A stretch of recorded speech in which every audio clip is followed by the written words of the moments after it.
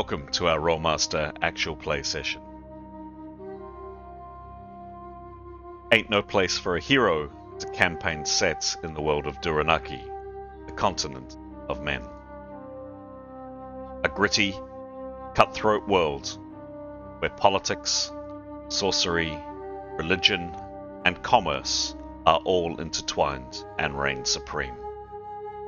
Treachery and murder both come cheap, and characters need to be both smart and ruthless to survive.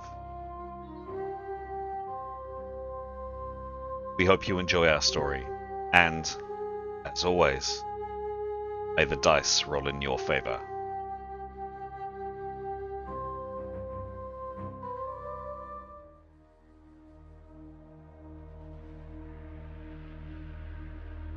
This is episode 133 of Ain't No Place for a Hero.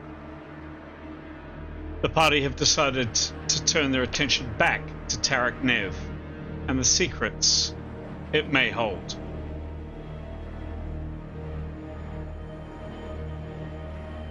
We pick up the story with our heroes in the middle of a frantic battle with small, child-sized and child-faced creatures emerging from the mossy ground.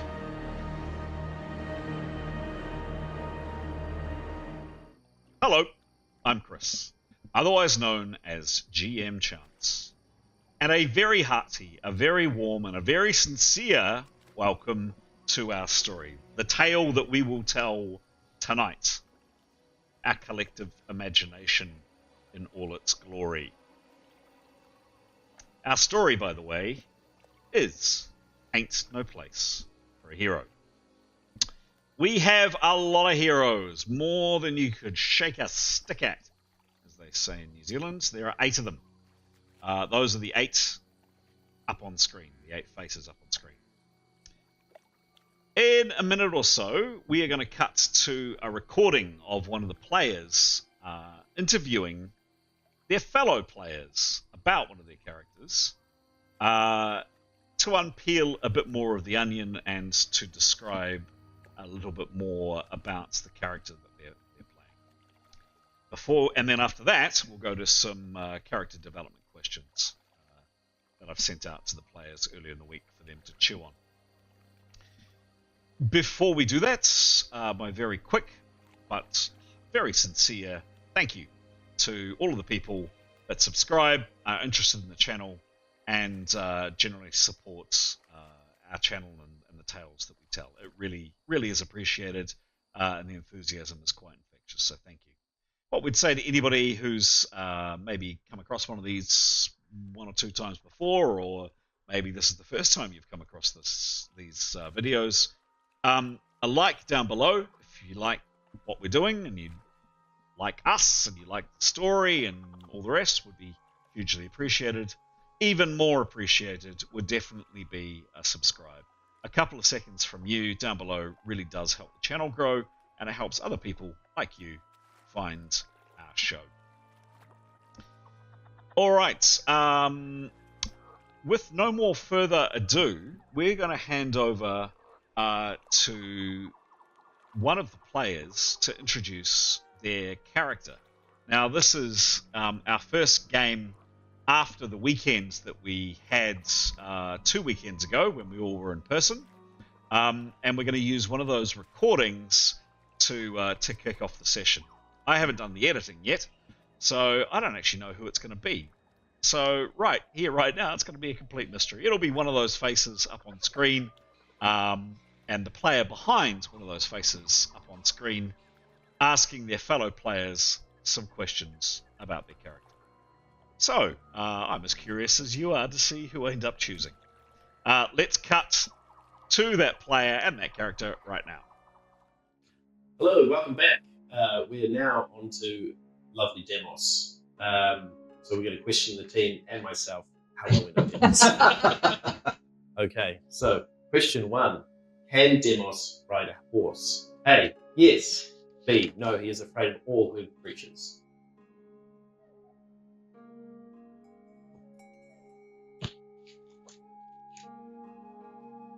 It's actually, yes, he can ride a horse. Oh! He loves horses. You caught me out with the whole he's afraid of all those animals. Damn it. So, Pete, well done. Pete, Yeah, well played.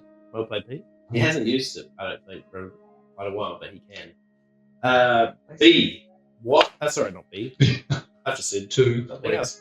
What is Demos' sister called? I'm going to put B as my B is the answer. It's A. Faya. B. Fiona. C. Phaedra. Or D. Janet. Have him again.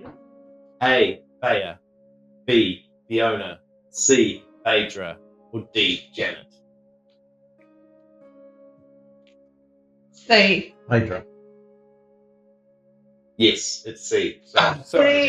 it wasn't originally B, but I switched it around. 3 C. Yes. Okay. Okay. I missed that one. Question number 3. Does Demos have throwing daggers? A. Yes, he's an excellent shot. B. No, he's all about spears.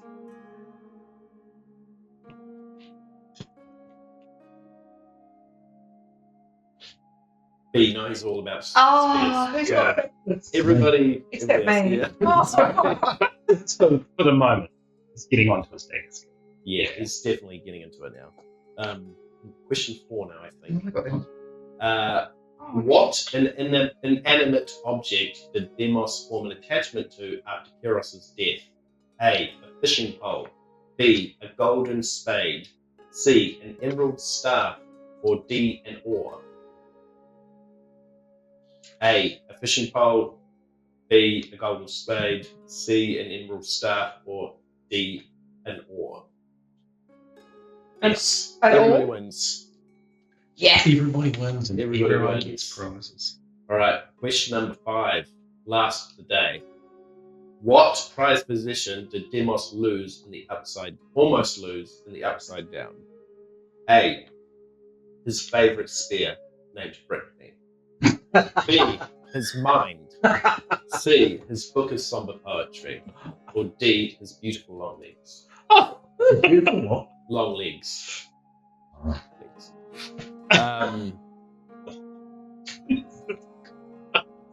Yes, everybody wins. Everyone? Not Britney Spears. No, That's it for day 1. Well done. See you for day 2. And there we go. Hope that was both amusing and informative and provides you with a little bit more information about that character and what fellow party members either know or don't know about the characters that they have been playing with in this party. Right, the other thing that we do is I fire out a few questions earlier in the week. Today's a Wednesday. We usually play on a Wednesday. Earlier in the week, I send out a few questions for the players to mull on, to chew over, and then to answer on behalf of the character. And this evening, we're starting off with Pete, that process. Pete, take it away. Chris. So, for Leif, I'd like to answer the question, who is the most influential person your character has met? Yeah, he would, I was thinking about it, sort of, I think in terms of sort of who has probably reached the most people, who's got the most influence on the world, and correct me if I'm wrong, because I think it might well be the Oracle of Pytha, a religious figure who the party went to sort of pay respects to on behalf of a person that a patron basically who we actually didn't really like. So it was all quite ironic, really, that she, after meeting us, she threw herself off her tower. And hopefully, that awful patron who was a slaver and had given us slaves, even though we were sort of we didn't want slaves, and he had just taught slavery was fine. Hopefully, he got his comeuppance, perhaps, by being our patrons, and she thought that we were there to murder her. So, she's a pilgrimage. She and her, her tower, a pilgrimage site for a very large religious organization in this world. So I suppose she was pretty influential. For Mithan, she'd like to answer what's the most unexpected thing your character has discovered on their travels. Mhm. I mean, just about every session. Something you're like, oh, okay, like an oracle throwing herself off her tower, or some of the situations we find ourselves in. But going from being, being the champions of Ely, where you're sort of famous and you've got statues being put up, in your honor, probably torn down by now. Those sorts of things. The in-between, for example. Lots of unexpected things. I suppose, though, not to be too, introspective, her own reaction to things. Well, for a start, she met these people and on her way to travel the wild, to travel in the natural environment and sort of do her nature thing. She's not interested in people, but for some reason she was hooked into these people. Don't know how that happened. Perhaps an act of the gods. But since then, it is surprising for her to see the connections she's actually grown and how that's happened from within her. And because of who these people are as well, and just the reactions and the experiences people go through, but just that she's started to make those connections, which she wasn't looking for. Yeah, I'd say that's unexpected. Excellent. Can we please hear from Keros? Excellent. Just before we do, just a reminder for for viewers and listeners that may be following the story. A couple of those references, both the Oracle of Pytha and the Trial of Ely, happened quite some time ago, well before we clicked the record button we started recording these games. So just as a heads up, there's been a lot of material that has been played that wasn't recorded. Keros, the floor is yours. Great, thank you. I was saying off camera before, I love these sessions when we get all of these questions and it's really hard to pick which one to answer. So I'm going to go for what does your character fear more than anything? And I think, well, not death, obviously, been there, done that. I think for Keros, it is a fear of not belonging. I think when she was younger, she was not a weirdo, but she didn't fit. Her matriarchal line was the magic line, and then the boys didn't have any magic in them, so she was a bit ostracized within her family for that, even though it is part of the family setup. It wasn't well supported. And then when she was whisked away for the magic school, she really, really wanted to belong there as well, but didn't quite hit the mark, just not quite cool enough or not quite clicky enough. And she really wanted to belong to a group of people. And then she found this band of waifs and strays, and she feels now that she's really found her place in the group, and she fears losing that. She fears that those relationships might end or, change even. And she wouldn't be looking to change the status quo unless it was a big deal, really. So definitely a sense of belonging is what Keros has always yearned for. Great answer. Thank you. Thanks. Who's next? Can we please hear from Giles? If he's available. Thanks, Alex. Yeah. So for Tarquin, I'm going to answer two questions with the same answer. So who's been the most influential person for Tarquin, and what has surprised Tarquin the most? And for the purposes of this game, the answer is Etienne Gildeflower. So Tarquin would not have joined this party if he had not met and known Etienne in a prior life, if you like. Much earlier in his life, they've met, they got along well. Etienne had got him out of trouble, and he felt he owed him a debt because of that. And what he has discovered over his recent adventuring is the Etienne he met some years ago is not quite the same Etienne he is with now. And that has really surprised him. I think he's always had this kind of belief people stay the same forever, possibly reflects his youth. So yeah, that's Tarquin. And speaking of Etienne, maybe I'll pass it over to you, Graham. Nice one. Thanks. And maybe Etienne was having an off day then. I'm not sure. He's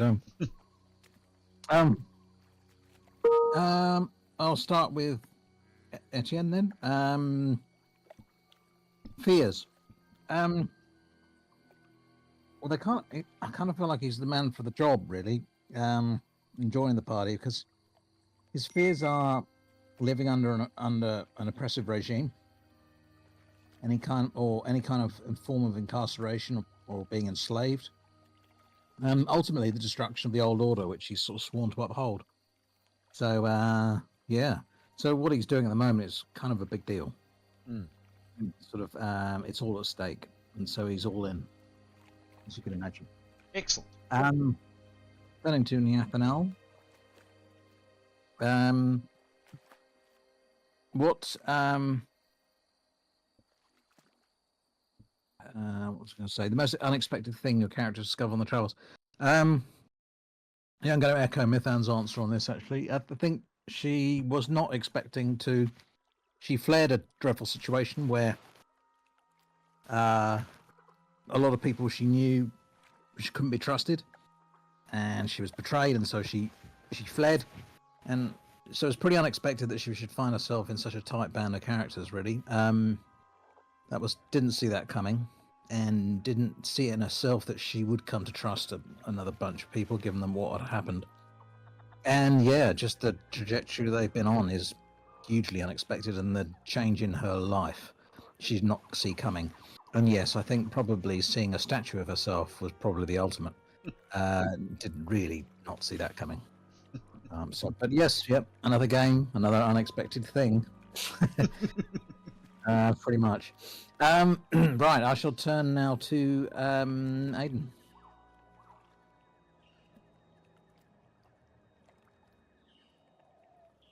Hello, Aiden. He might be away. Right. Yeah, we'll just give him one more second. He did mention that he might have something to attend to. Nope, I think he's attending to it. So, very quickly, Aiden, who has just stepped away from his microphone, is playing two characters tonight, very, very ably. The first is Grey, was originally in the Twilight party, but has recently jumped ship, has permanently joined the team. Sorry, I'm back. He's back! Sorry. Perfect timing. I just jumped off the call. Perfect timing. Can I please answer for Demos? The most influential person he's met would be the king that ended up taking him in as a bit of a bodyguard for his daughter. It kind of changed his whole life and his whole. Probably no. I'd say it's actually the princess that probably changed his whole life, because he was taken in because his sister was abducted in place of her, and he ended up having to become a guard for her, and his whole life kind of revolved around her until he decided to go find his sister. Yeah, so that definitely changed the course of his life. It was pretty monumental for Demos. And for Grey, unexpected things he's found on his journey would be romance. I don't think he was prepared or expecting it, but it seems to have blossomed, which is pretty exciting and incredibly nerve-wracking for him. He doesn't know what to do. He's a bit out of practice. Where are they going to go on their first date? Oh, I don't know. Maybe the in-between. That's a no from Keros, just saying. Careful what you wish. Somewhere with animals. Careful what you wish for. They might go flying together. Jewel Island's got animals, doesn't it? Yeah. Maybe more fluffy, friendly ones.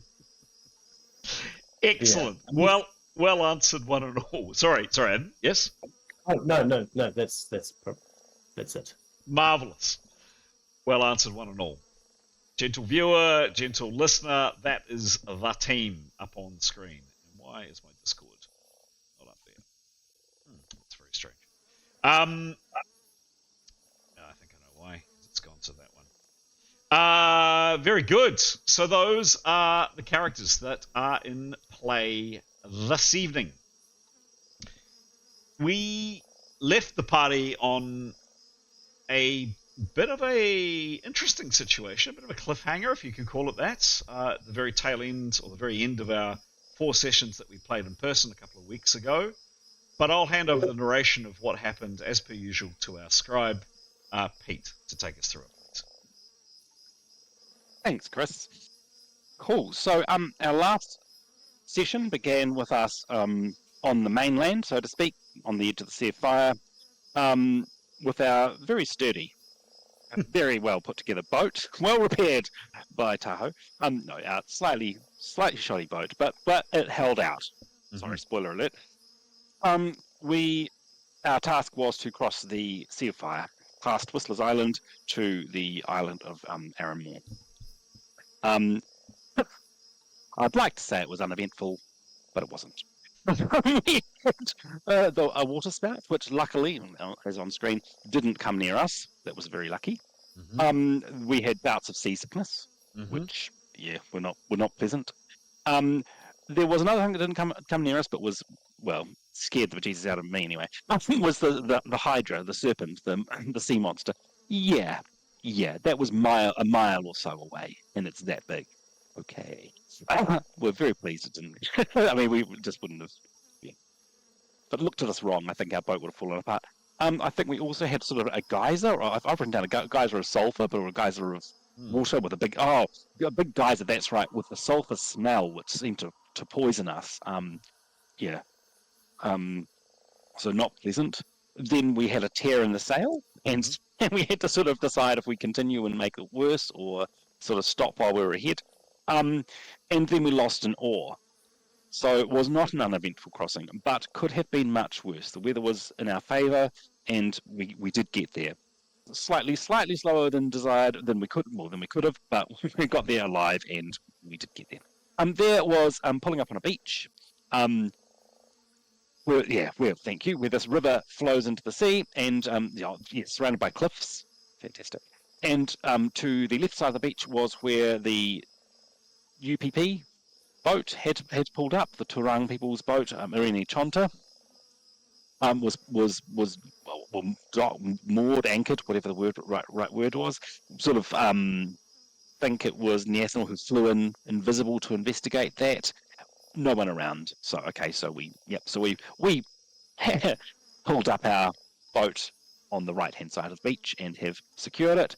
I actually don't recall. Did we hide some of their stuff? I cannot recall. Sails and oars and things. We discussed it, but I actually don't remember if I didn't note that we definitely did. I thought we did. We did? Cool. We did a quick job to hide things. Yep. Then we were looking at beginning into the island there. Ahead is the Tradeway Canal, which will eventually lead to the city of Tarik Nev, which is the city of the dead, which is our ultimate goal. And there is a dam at the bottom of it here, and with sort of a pool for boats there, and a pathway that goes along the right-hand side of that cliff. Yep, along the water. Thank you. At the beginning there, Mythan did a quick spell to see who'd been using that path, and we saw Gorkats, zombies, a little table-sized dragon is what I've written, and monkeys, lizards, and snakes. So not within the last, I can't remember what it was, maybe 8 hours. Not any people. 9 hours, 8 hours. Well, along the path we went. The cliffs to either side started to decrease and decrease and decrease. Until we could see the land ahead. We could see the 3. Oh, there we go. Perfect. Thank you. Oh, yes, we did go past these buildings with a quick inspection, I believe. But yeah, we didn't linger. We got to when as the land continued to the cliffs decreased. We could see more and more of what was ahead, and it was very green. We could see 3 huge mountains in the very far distance. And eventually we came up sort of onto a bit of a hill and could look over and see I think a smudge of the city maybe in the distance, I can't remember, but a lot of green. And the Tradeway Canal continuing sort of as a river to our left. Yep. And we journeyed, I think, into the forest along a very mossy path. And we'd had vision. Etienne had a vision about his goddess Aphrodite saying for us to look for a sign along the moss path. So we're looking out for swans and roses and red ladies and things. So not sure. We'll see. We had a selection of camp spots to stay for the night. We chose quite a wide open area with all of these funny little lumps. And Keros or Alex had said, I think there's something funny with those. I think they're going to come alive and eat us or something. Or something to that effect. We're like, oh, yeah. She was right.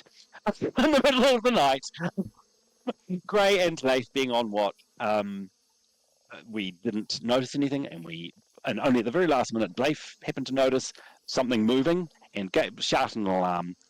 The rest of the group slept through it, apart from Tarquin, who woke up, and well, a couple of people sort of started to wake. Tarquin was the one who woke up and was like, "Oh my goodness!" He woke to see Leif and Gray being pulled underneath the ground by little hands, so not pleasant at all, and seeing these. Someone described them as the Stephen King's sort of nightmare children or something. Yes, were coming towards us. Those were the lumps. Those are the lumps in the ground, and they can move under the ground and are pulling Leif and Gray down.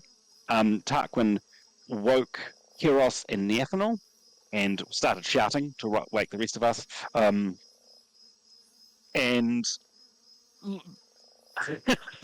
And people sort of various things happened, but it ended up that I think Neathanel was succumbed to their sleep spell or whatever. More of them appeared and started to grapple Demos and Etienne. I think that Keros and Tarquin remained unscathed. I think another one attacked Gray. Leif was on getting to his feet, and Mithan was on her feet. But very key. Keros did a wonderful spell called Barrier Pit, which meant that she could drop the earth, remove the earth in a quite a large space around us down to, remove it. I think it was 3 foot or 2 or 3 foot, which meant that people being dragged underneath were no longer being dragged underneath. Yay! And that everyone else who was still asleep dropped and woke up. I think that's about where we're at. Excellent job, as per usual. Thank you, Pete. Great job. Yeah, I mean, absolutely nothing more from me. Anybody else? Anything that Pete has missed? No, I think that's all pretty good. Nice one. Great job. Thanks, Pete. Excellent. All right. Well, if we're sitting comfortably, if you're keen to see what happens next, if you're keen to see do you get pulled under the moss or not, let's start the game.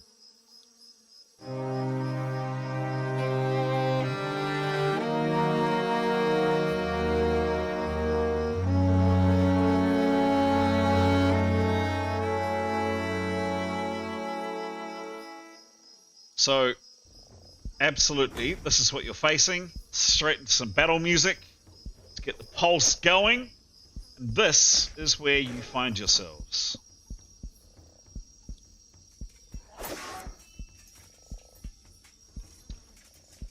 Here is the Vier passage. That's the road that runs up by the Tradeway Canal that you've been following. And you can see it going back down into the forest in this direction. Off to one side is the fire that you lit, and this and this gap in between the trees that Pete identified before. And this is the situation. Reasonably, hopefully, roughly, where we left it physically, with a physical map, 2 weekends ago. We have Leif here, Gray here, Keros, Tarquin, Mithan, Neathanel, who's still unconscious, Etienne, who's on the ground, and Gray, who's in the process of being grappled. That red outline is the pit that Keros dug. a nastier GM than I might have asked for some kind of mathematics roll to figure out in a very short space of time how to do all those angles. But fortunately for you guys, I'm not a nasty GM. But I might start asking for maths rolls, advanced maths rolls in the future. You know those skills that you got, you think I'll never use that? You never know. You might just use it. So there we go. That's the situation. Well narrated by Pete. And yes, there are lots of these things. These out here, anything inside that red square, or that red area, you can see. So suddenly, as well described by Pete, the earth and the moss has just simply disappeared. And these things are suddenly visible in all their glory, and they look kind of a combination of a bit of that, and a bit of that. That's probably the closest, but they're all mixed in. To remind you of some dimensions, that's approximately 40 foot, and that's approximately 20 foot. That's where we begin, and we are, of course, going to start in rounds. Chris, just before we do that, just a technical question so I understand. The minus 22 for Tarquin, does that come off the 100 for his round, or does that come off anything he does? Anything he does. Thank you. Alrighty, and we're off. New encounter. Initiative. Rolling initiative. Roll initiative. Now, could you add 10 to Tarquin? He's going to cast. Oh, you're a smidge too... Hang on. I'll do it again. Initiative. Don't worry about it. Oh no. 10 to Tarquin, he's going to cast. Done. Any other changes to initiative I need to be aware of? Okay, we're off.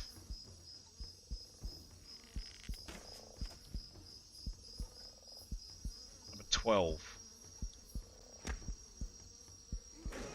It's number 12. It's 13. Now, this might just take me a second, guys.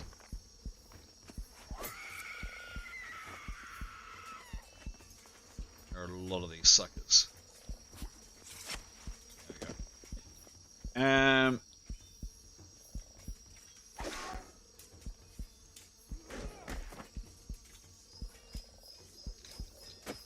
Life, another resistance roll coming your way.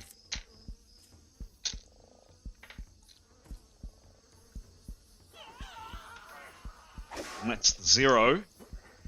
Oh gosh. 7. Fair to say you might be in luck on this.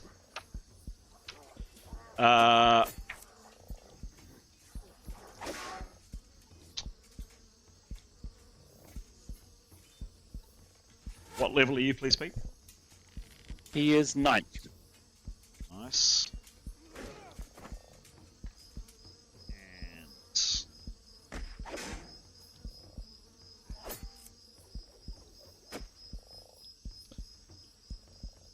And it was a channeling resistance roll.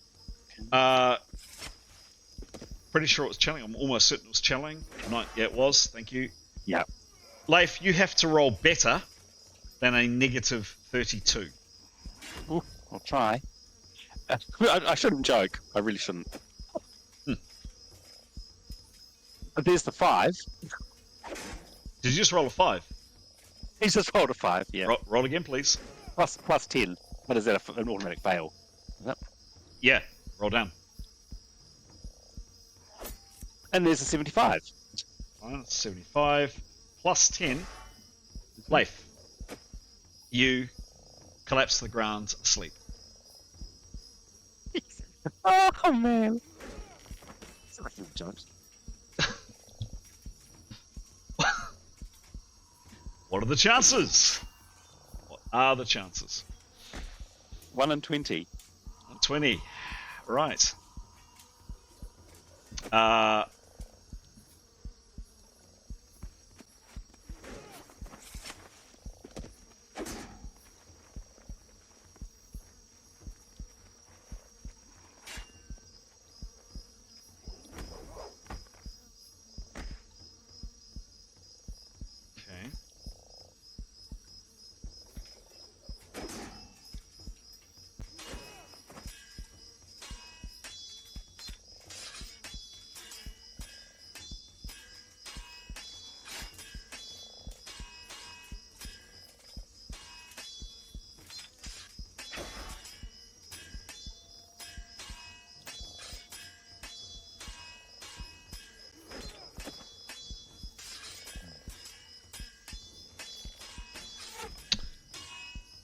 Demos, same attack coming against you.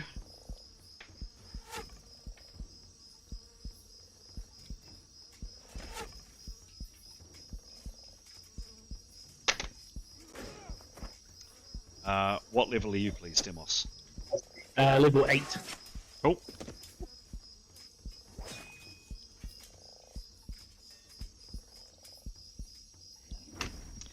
Demos, please, you have to roll the dice and give me a roll that beats 31. Cool. Okay. Here we go. Plus your channeling resistance roll. Okay. Well, he's rolled a 1, so I'd say it's not going to help him too much. Okay. His channeling resistance is -5. No, -1. So 1 - 1, 0. Okay. So you rolled a 1. Roll again, please. That's another failure for you. Great. Oh god. Okay. 76. 6. Demos, you go down. Good. Boom. Where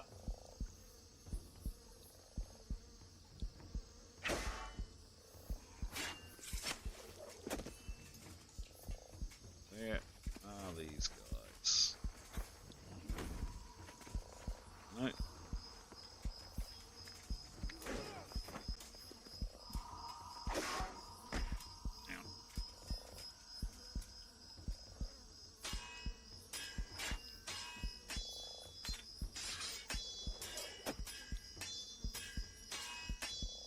Oh.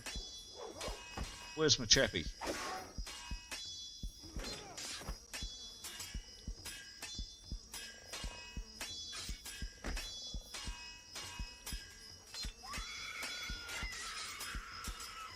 Nope, okay. Neathril, you're asleep?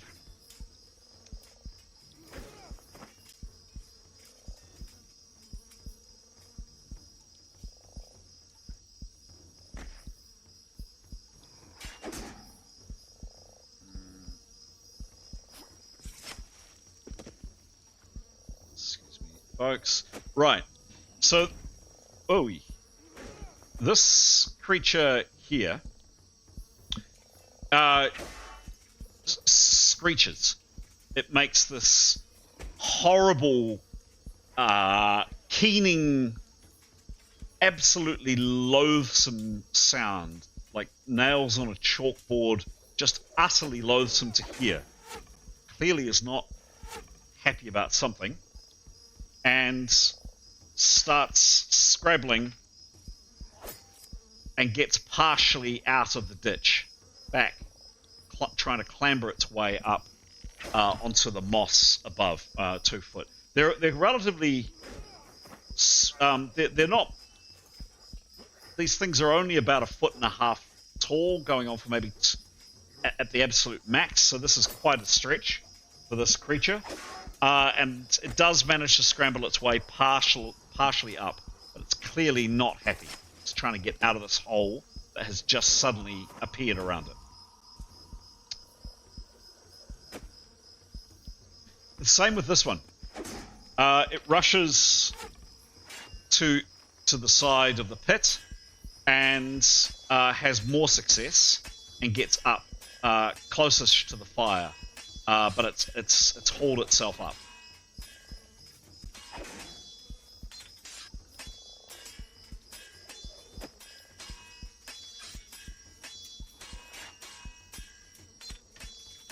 Oh, this one here attempts to do the same, slips and falls back down right at Grey's feet. Didn't get up.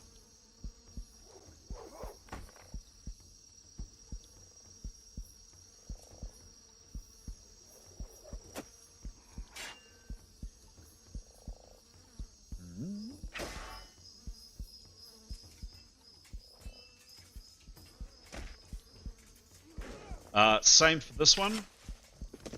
Yep, it manages to scramble up and out and is now on the moss.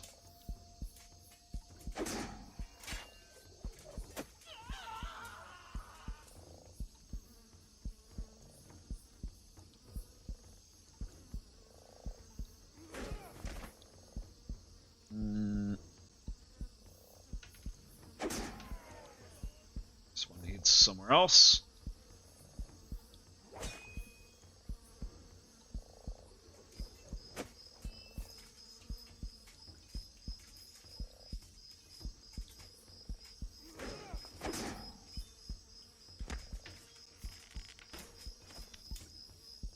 Keros, another sleep spell coming your way.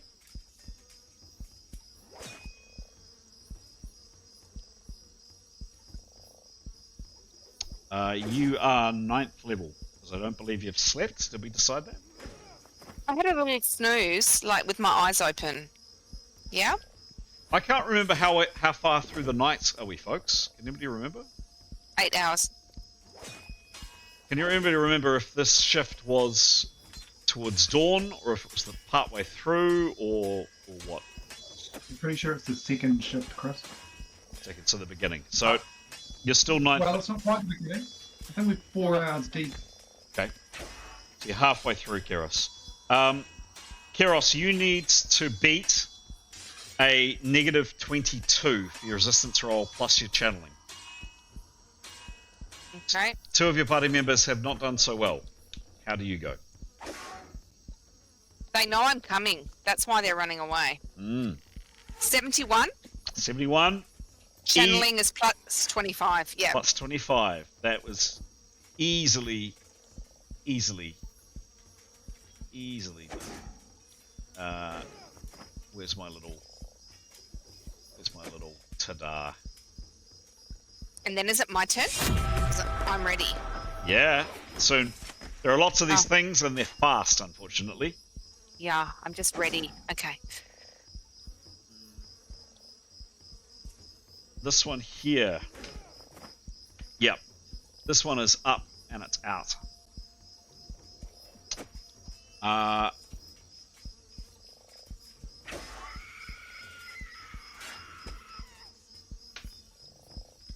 No, not good. By you, Etty, and it's right by you.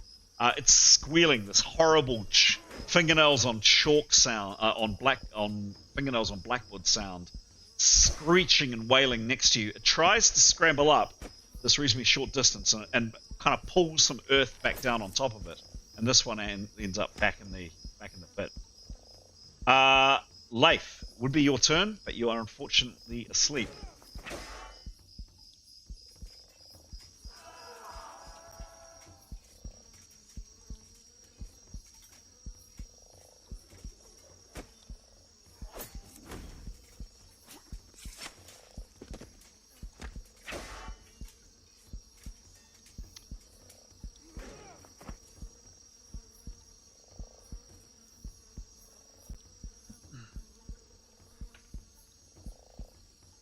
This one is up and out.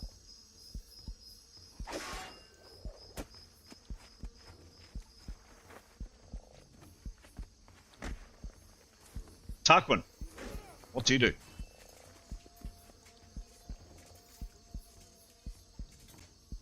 So, Chris, can you show me that he's got no time? So he's got 100% action, hasn't he? He has.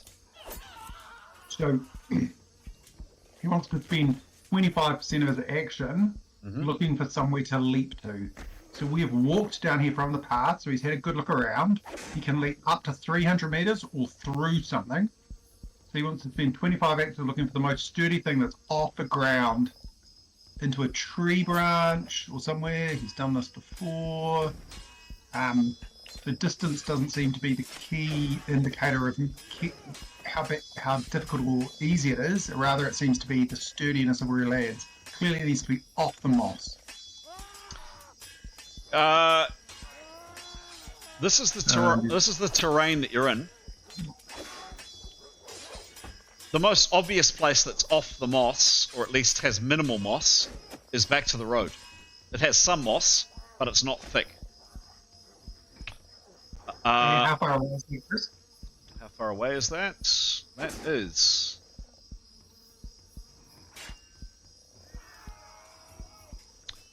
240 foot.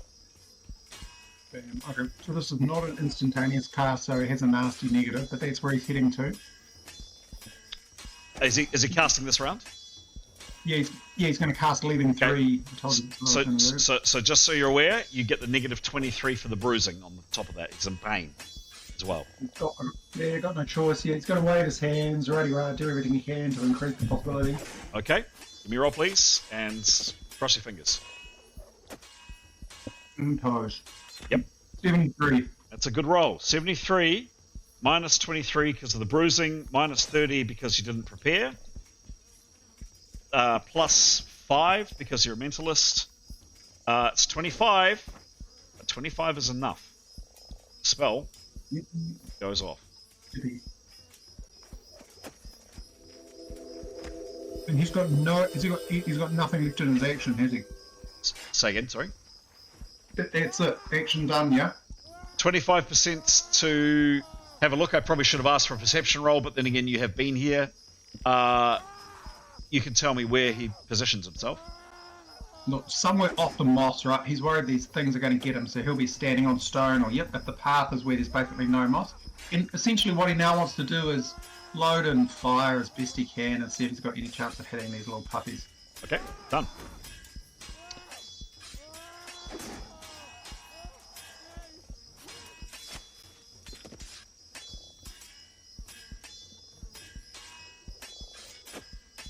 This one here.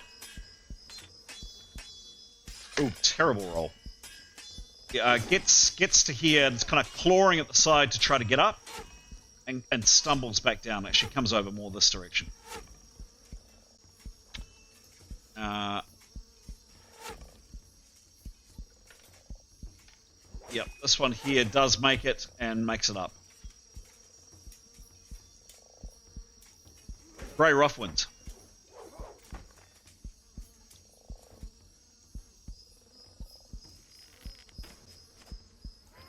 Yes. What do you do? He's gonna cast. Okay. Cool. He's gonna be stamping his feet, waving his hands, and making lots of noise. Yep. And he's gonna try and cast Mass Levitate. Okay. Cool. So this is a spell that would normally require preparation, but you're not preparing, correct? No. Give me a roll and hope for the best. 90. 90. Good roll. Yeah. Negative 30 for no prep. Plus 10 because you're shouting. Plus 5 because you're shouting. Plus 10 because you're waving your arm. 75. That spell goes off. What happens, please? All the little critters that he can see, he can do 8 of them, are just going to fly straight into the air, where they're going to levitate for 10 minutes. Interesting. Is there... So, I think there is a resistance roll on this. I don't know. It doesn't say it in the spell, but we have actually come across this before, I think. Mm-hmm. Yep. And if it was an object, you would just make it happen. Yep. I think because if the table, the way my thinking goes, is if the tables were turned, you would quite understandably ask for a resistance roll to stop someone else from levitating you. Correct? Yep. Yeah, totally. Yep. Okay. Okay. Cool. You rolled really, really well, and even with no prep, was a good result. So they have that to their resistance. It's against channeling. You're looking. Where are you looking, and what are your 8 targets? All the ones he can see. So he can only see the ones in the squares, right? In the red space. Or can he see the ones that have kind of climbed out? Well, he'd probably be able to see those, right? My thinking is actually you were on the ground as well, because you were asleep, so you would have fallen. Okay. But is that right? Correct me if I'm wrong, or did you stand up last round? I actually can't remember. I can't remember if he stood up or not. I'd say if he had any chance, he would have tried to be getting to his feet, but I'm not sure. Chris, I'm imagining if he's shaking his hands and wailing, then maybe he's like standing up as he's doing it. But yeah, I can't be sure what he was doing at the end of last game because I just don't remember. Well, he We were was through at least one Gray- round.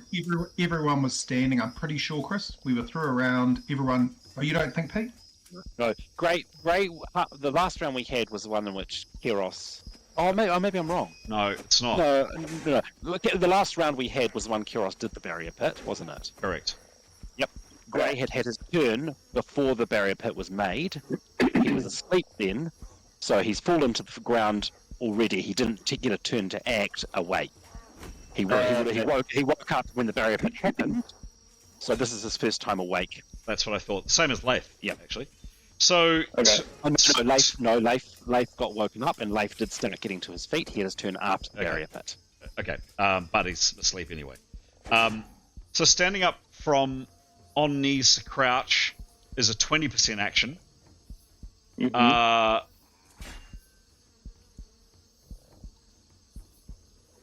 Yeah. Does that mean he couldn't cast?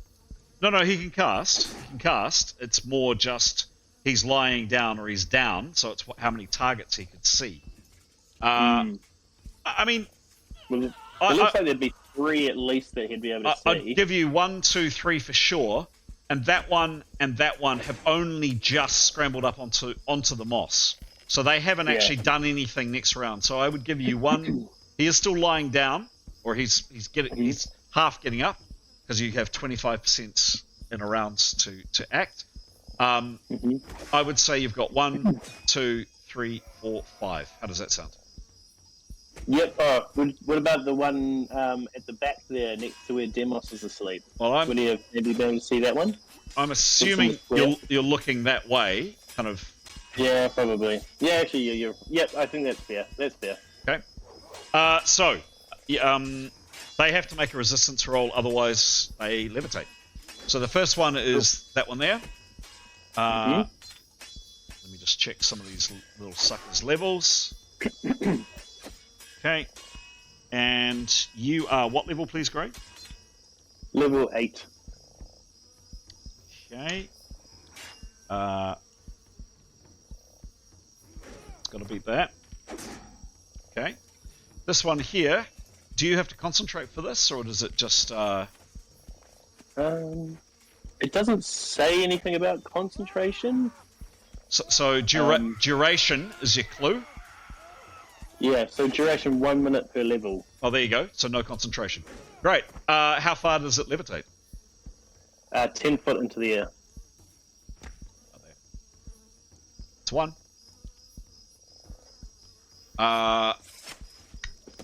This one here.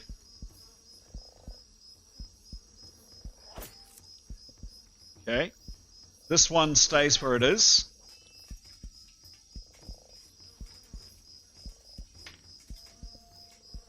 This one here.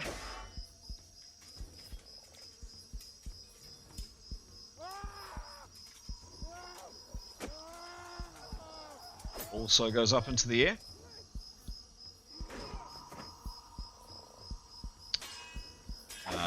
This one here does the same.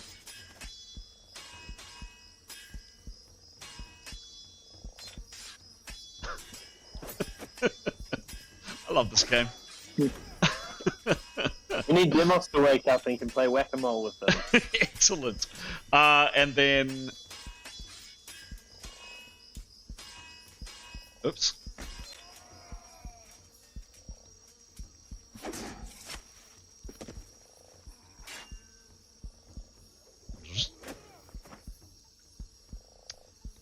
You were targeting 5. Yep. That's probably a little bit high. You were targeting 5. 4 of them have risen into the air. I would say extremely nice work there, Gray. Woohoo! And you're partway Hi, to everyone. nice. And you're partway to your feet, I think. Conclusion. Is that right, or not? Yep. That'd be great. Okay. Next up is Demos. You're snoozing now. Keros. Hello. Hello.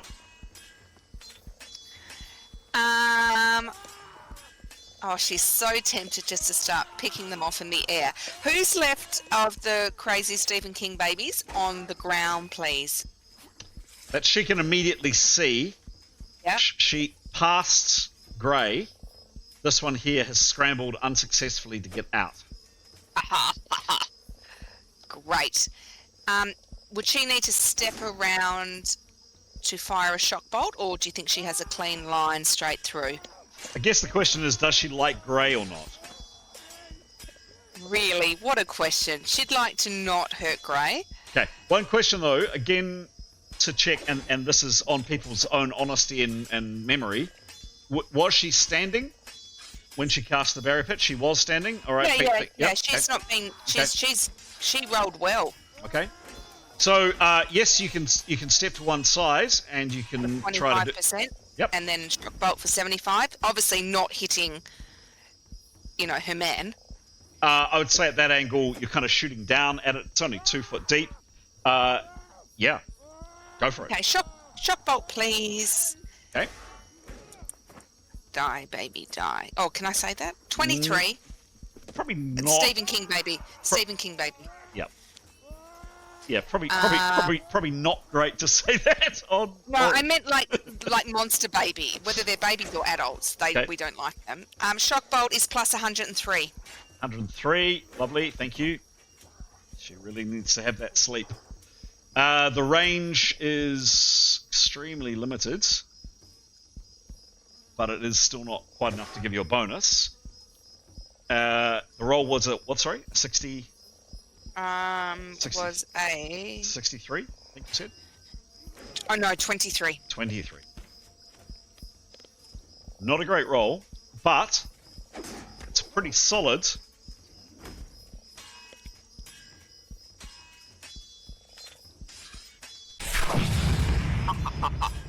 Nine and a B electricity. Roll the B electricity, please. Oh, is that all? B.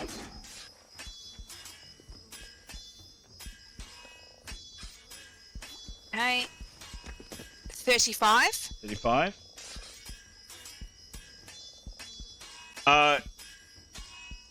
You hit it pretty hard. You do another 5 hits, and the squealing kind of noise on chalkboards noise just increases. It's clearly distressed. It was distressed about being in the pit. It's even more distressed about being hit with a bolt of electricity. It's not happy. Does it wake up the rest of them, the screaming? You don't know. Nice shooting, Tex. Keros? Thanks. Etienne, you are lying on your side, but you are awake. What are you doing? Get up, man. Get up. Cool. Get up. Whatever's left, whack 'em. Okay, cool. Getting up from... help me. Someone can find it faster than me. Standing up from prone, 50%. So 50% to get to your feet. And then... And then... Oops. And then... Whack him. What are you... Kicking, punching? Swording. Does he have a sword out? Nope, but he's gonna, so he'll draw it, and then I know he's not got much left. Fuck it, I'll have a go anyway. Well, to draw a sword is a 20% action. He's just got to his feet for 50, and to attack is a 50% action. He's out of time. Huh. All right, well I'll just kick one then. Kick it. Done. Boot that one. Give me a boot, please.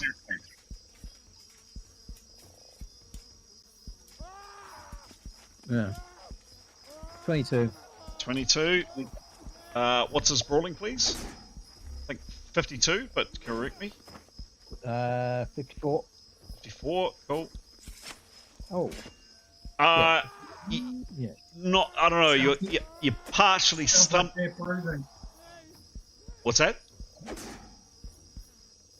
Nothing, Chris. I was just saying it sounds like bad bruising to me. Yeah. Unfortunately, you only get to attack with 50% of that because you were getting to your feet, and that is a swing and a miss. All right. But you are on your feet. Mithan, lucky last. So Mithan was on her feet and did have her sword out. Mm-hmm. She can I check where Leif is? Is he really sort of half out of the pit, or is he? No. He is here. Cool. So she will say, she'll just say, I don't think they can stand being off the moss. Make the pit bigger? Question mark in her voice. And then I suppose is that 10% action? Yeah, sure. She will. Yep. If she can move, she would want to. Oh no, she doesn't want to get closer. No. She will. Oh, can she take a chop at one of them in the air? Oh no, it's a bit too tall. No. She's tall, but not tall enough. 10 foot. Yeah. Correct, and she's 2 foot down. And she's 2 foot down.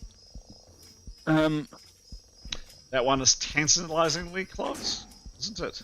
It is, but if she moves to it, she can't move away from it, and if she gets made it fall asleep, she might fall onto the dirt.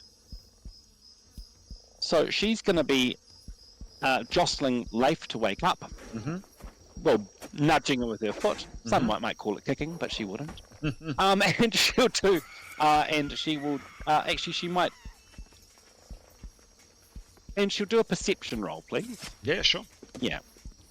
And she'll spend. She'll leave 10% for anything else she needs to say, but she'll add the remaining. So she's used 10% on her speech already, so 80%. So an extra 50 plus 50 to her roll. Yeah, give me a roll, please. She rolled 5. I'm in masked, but it is masked. Cool. And what's her perception? 88. And plus, what do we say? Additional 50. Yep. Wanting to sort of notice anything about their behaviour, anything extra, and any more incoming, basically. Yep. So she definitely spots Tarquin. Amazingly, he's a long way away. But and a normal human wouldn't be able to see her, but she just happened to be incredibly perceptive right about now. She sees Tarquin some 240 foot away, which is a long way in the dark, amazingly. In terms of, to be fair, I'm just thinking of my own situation here. There is a firelight which would extend out somewhat anyway. Would she see Tarquin? Maybe not. Maybe not. She sees a figure in that direction. She assumes it's Tarquin. Let's go with that. Okay, that's fair. In terms of the ones that have been pulled into the air, they're looking pretty baffled right about now. And still screaming? Oh yes, tops of their voice, absolutely tops of their voice, screaming. The other thing she's aware of is 4 lumps moving together over here. So from where we saw them, moving away. Moving, and they've stopped about here. Okay. Maybe a little bit further away. She would want to take a step behind the ice wall, so she's not in their line of sight. Technically, she's out of action, but yeah, I'll give you that. Oh no, had 10% left. Okay. I thought Yeah, so you used the remainder for the perception roll. So she had used 10%. Yep, it's all good. It's all good. Yep. Good. Cool. Done. Yep, and so she will say Tarquin on the path. Yeah. Okay. Excellent. Yeah. That is the end of the round. Rolling initiative.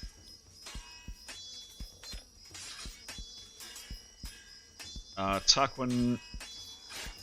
No one. Any changes to initiative I should be aware of? Tarquin, you're not casting a spell, so I'm assuming not. Going once. Going twice. We're off.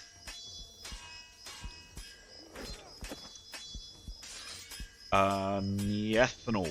Still snoozing.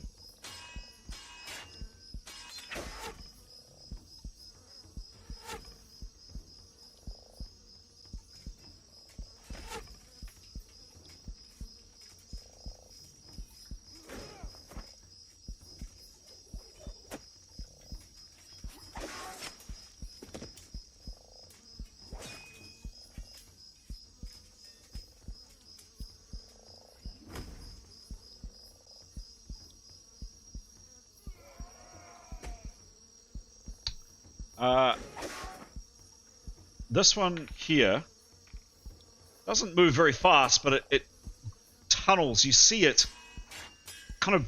It's for those that can see, it's a really weird thing. It almost suctions itself under the moss, and there is this lump that looks, oops, like where's the images? Similar to that ish, and it burrows its way under the moss, underneath its companion, but doesn't get very far. And you see this moving lump under the moss come out to about here, and that's how these ones have obviously moved.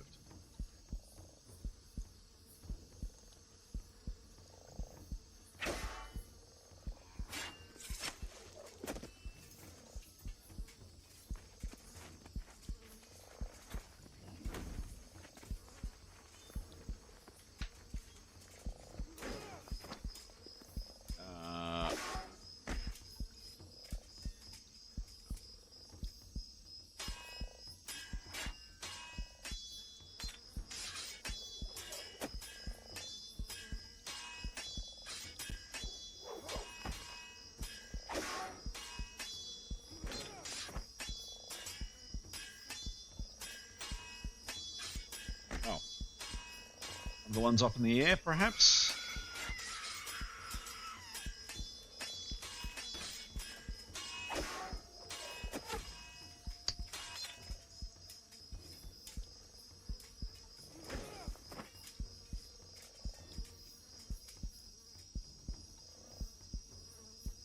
This one here, it's hovering, and it is just absolutely freaking out. It is screaming, it is loud, its arms and its legs are flailing in the air as it is just held there by this levitation spell. Clearly very unhappy with what's going on.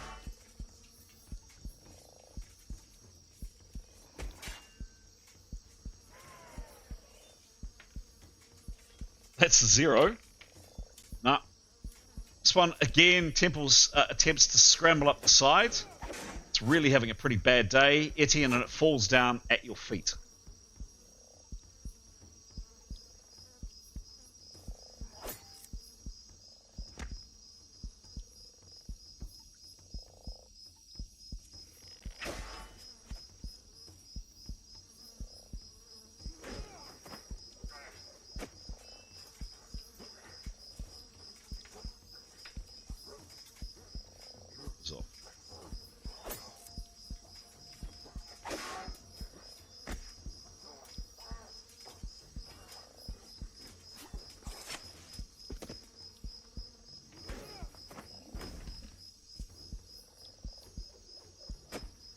This one hauled itself out of the pit last time, gets under the moss, as did its companion, and disappears out into the foliage of the jungle. Gone.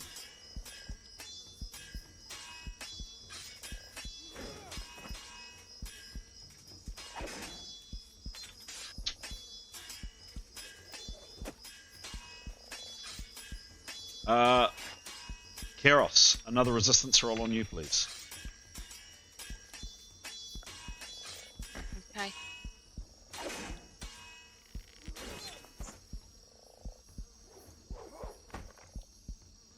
$74. Oh, sorry. I'll tell you. I'll keep it, but generally I tell you when to roll. Thanks. Was that not you telling me to roll? Oh, I guess it did. Sorry, I misunderstood. That's all right.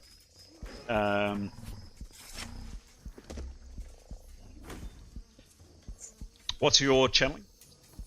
25. Made it. Phew. You made it by 10. Oh, easy. Brushed it off.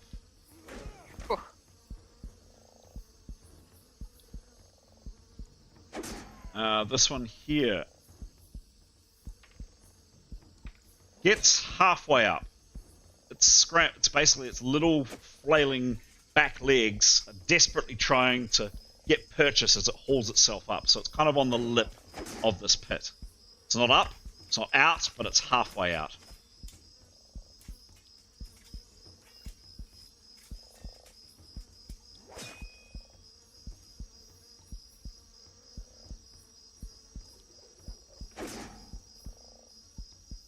And that one heads off.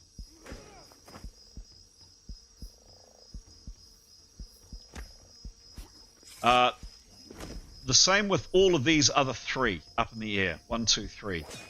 They are clearly very, very, very unhappy with being off the ground or whatever, and they are making their displeasure known. It is an awful, awful sound. It is very, very loud.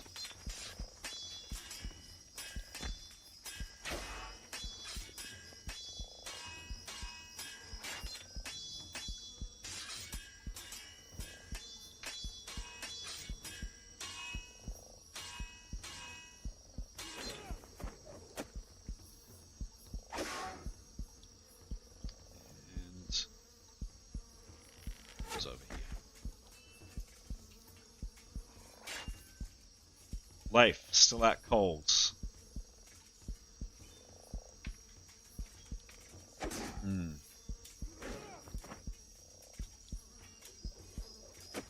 Tarquin,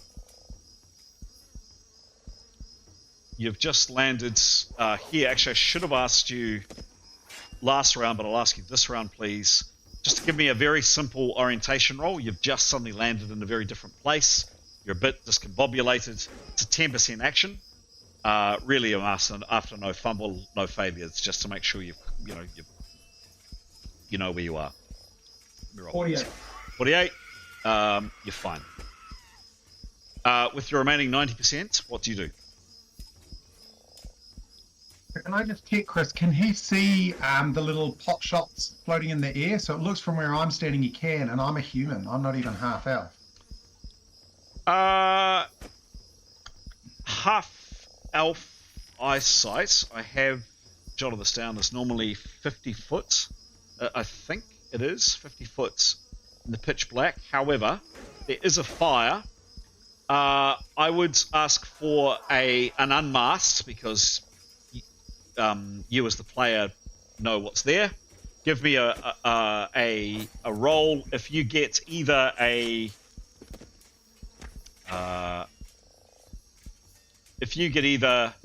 near success, a partial success, or a success, I'd give you a shot on them. But you have to load your bow. Presumably, spend 2 rounds putting an arrow on the string and then loading, I'm guessing. Well, he can wrap and load and fire with a -15. So what am I adding to that? So what do I need to roll to be able to see, to have a target to shoot at? That's what I'm trying to figure out. Yeah. There's one other thing too. Would he have had his bow strung when he went to bed?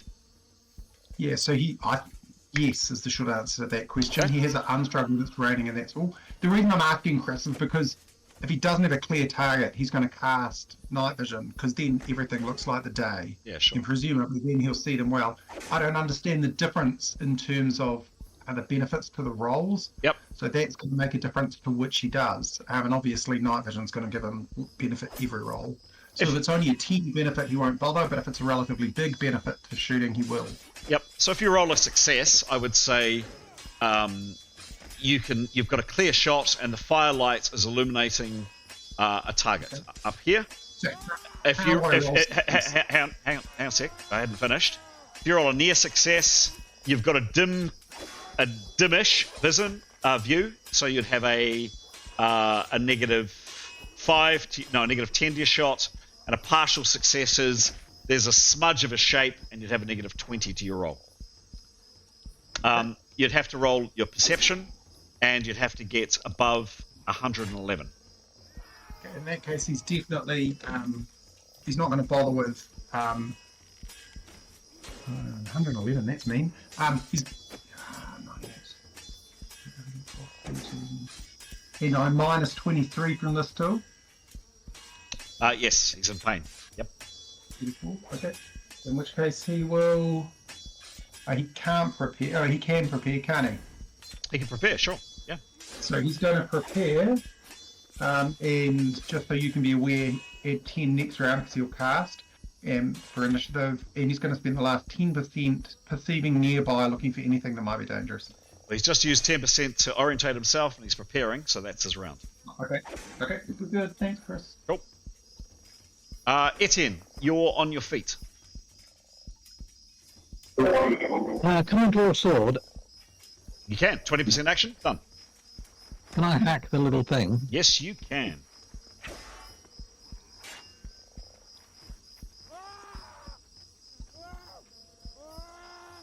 $38. 38.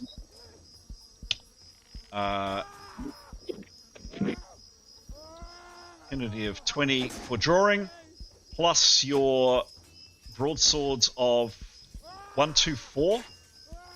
Yeah, I think you're on an old sheet there. Broadsword 130. Cool. I do need to update some of these. That's why I'm asking. Very good. That is a colossal 24 and an E slash. Roll the E, please.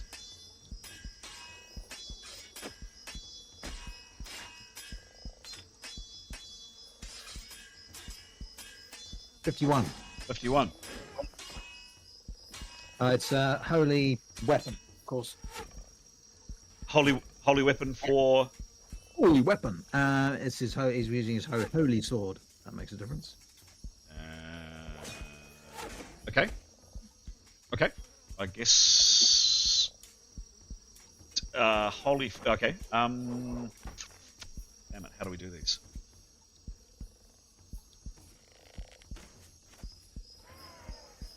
Cool. Let's go with the 51 on a holy instead, rather than an E slash. I've totally forgotten how to do a holy crit when it's just.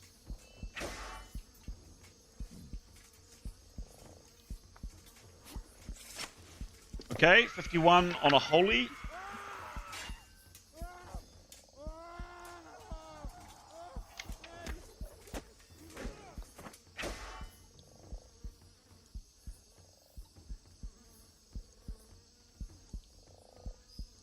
You do it a colossal additional 30 hits. Hang on. Do it this way. And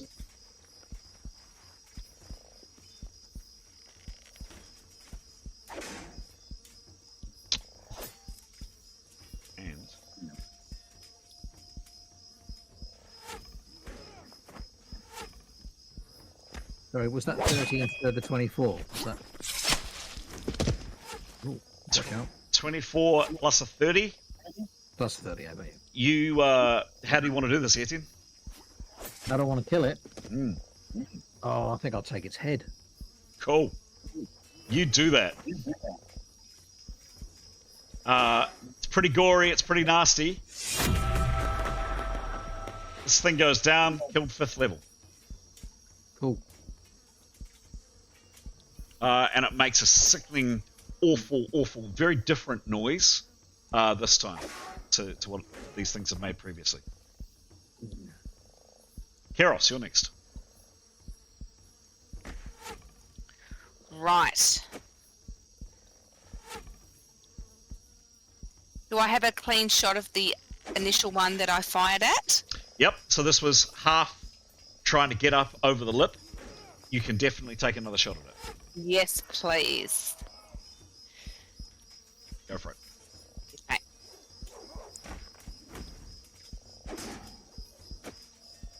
$48. 48. That's a Plus. Yep. 103. Oh, good roll. Oh, I'll take that. Say that again. Sorry. Plus 103. Yes. Doesn't have a lot of DB because it's still trying to scrabble its way up over the lip. That's 14 and a B electricity. Roll the B electricity, please. Okay. 70. 70. Not surprisingly, you smash it in its back for another 10 hits. And Keros, the same question to you. How do you want to do this? I want it to explode. Do you want me just to, like, tell you what I see? Sure. So out of my fingers come teeny tiny baby rattles, but with, like, death faces on them. like skull and crossbone baby rattles. I don't think you can buy them at Tiffany's. And it just goes straight for the baby's face. Not a baby. I'd like to point out to our viewers and listeners, these are not babies. No, but they're Stephen King babies. They look like that. They are yes. Yeah, so I'm only killing what I'm presented with, and I'm presented with that, so there are death rattles coming at it. Got it. It goes Covered in down. moss. It is very, very, very dead. It is also killed 5th level. Huzzah. Nice. Grey Roughwoods, you cast a spell. You had 25% less action, Keros. Do anything with that before we go to Grey? Can I do a perception? You can. They're 10% or 30%, aren't they? Correct. And I rolled a 52. So it's only a 10%, so it's a negative 20 to this roll. Because you can only do a 10%. And general perception is plus 30. Mm-hmm.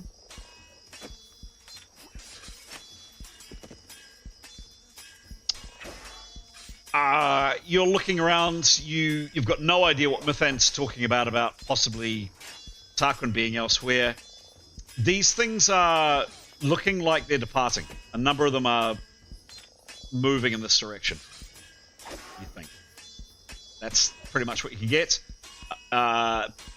More information than that. That's about it. Okay, thank you. No worries. Nice shooting. Gray, you are next.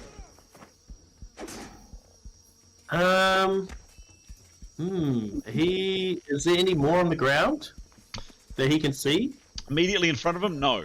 He's just seen a bolt of electricity absolutely fry this nasty creature that was half out of the pit here, and it's just crumpled back down and the remains of it have just fallen into the pit. That's it. Nice.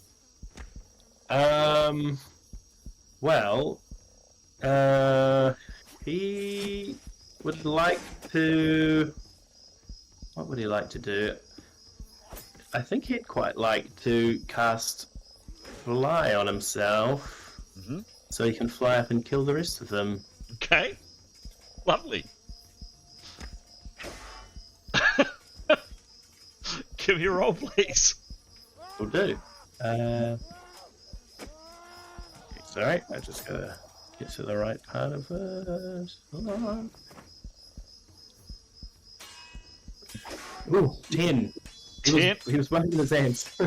He was minus 30 plus 5 for waving his hands plus 10 for shouting, or the other way around. That is a negative 5. That is a spell failure. That is a spell failure. Here we go. Oh god. Okay, he's not going to be doing that then.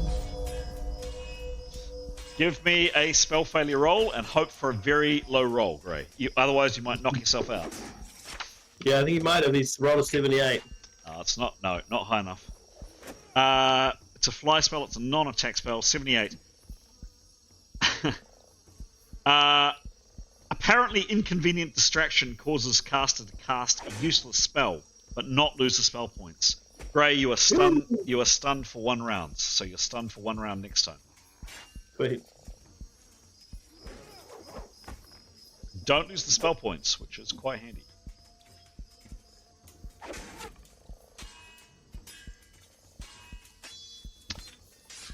Next is Mithan. For what it's worth. So those ones have stopped over there, right? Yes, or yes, they have several now. So she would like to cast a wood wall. Yep. So it's not instantaneous, so she's taking a risk. She will wave her hands and shout. And she'd like to, so she casts a spell. Give me a roll, please.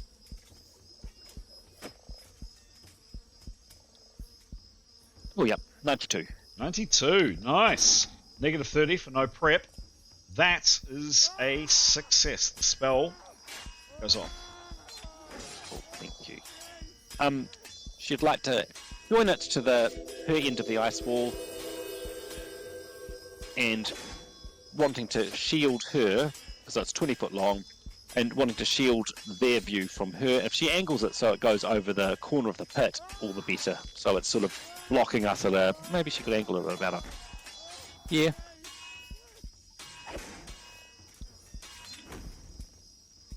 Okay, so angle it.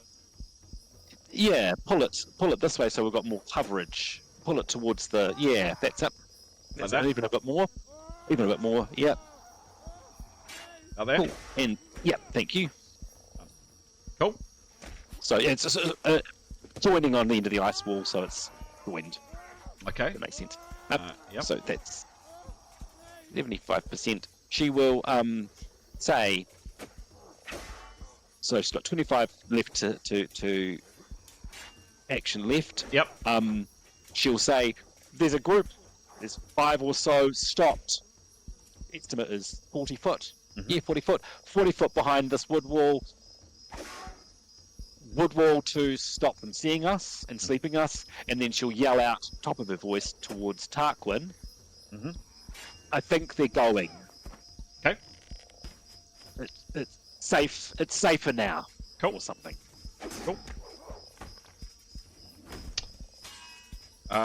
Demos still asleep. And that is the end of the round.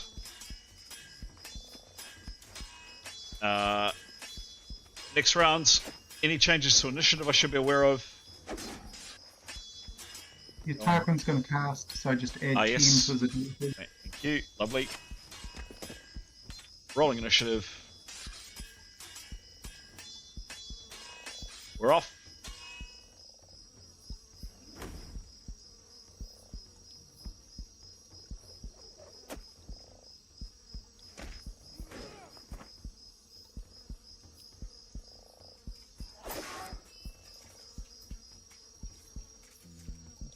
Okay.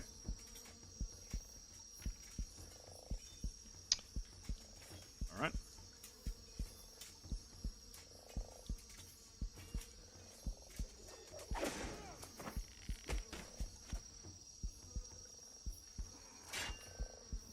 Okay.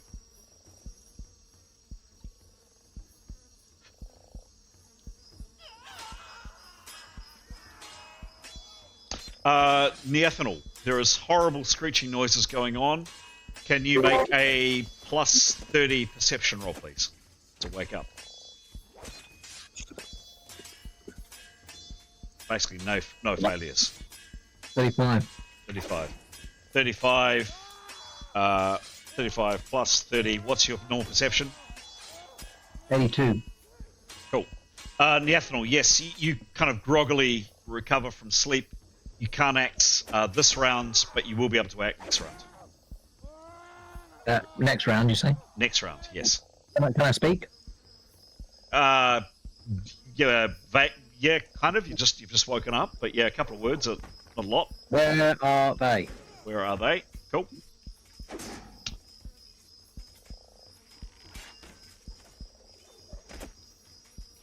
Okay. Tarquin.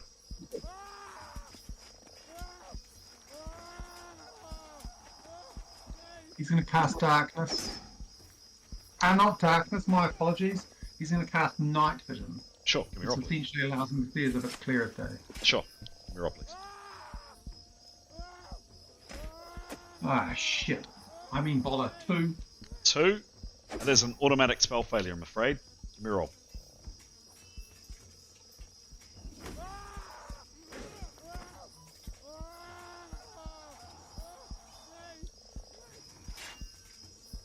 I can't tell, do I want high or low, Chris, when I do this with spell failures?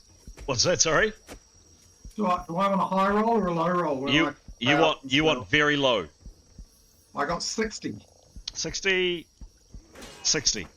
Moderate mental lap causes caster to cast an ineffectual spell but not lose spell points. Basically, you just have a bit of a brain freeze type, and you're not stunned either. I can live with that, thank you. That's your round, I'm gonna say.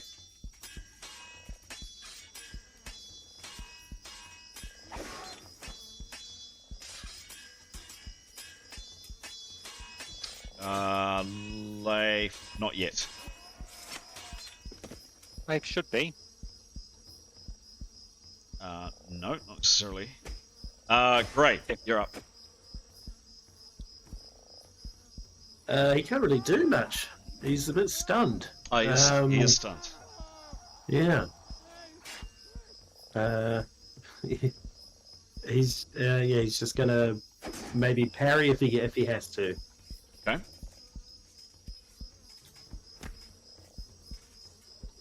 Etienne, swords out. You've just slain one in front of you. What do you do? Help prepare. Oh. Keros, you've just slain one of them in front of you. What do you do? I'd like to kill some more. Do I have the ones just out near the fire? Do I have a clean shot of either of those?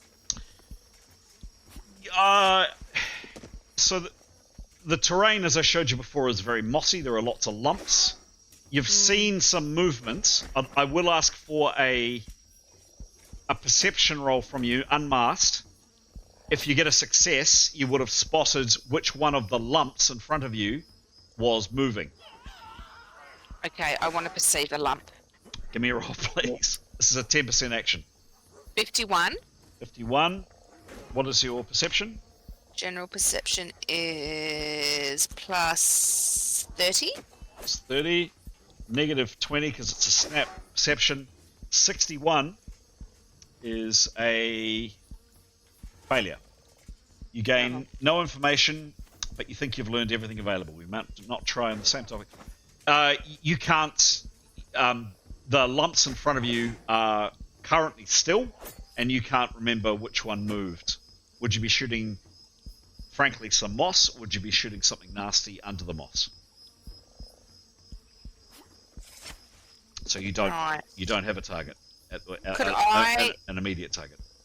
Could I direct Keros to the lump? Like, can I?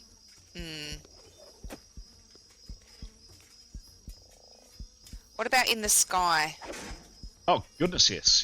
Targets galore. Take your pick. If I shoot, 2, 3, 4.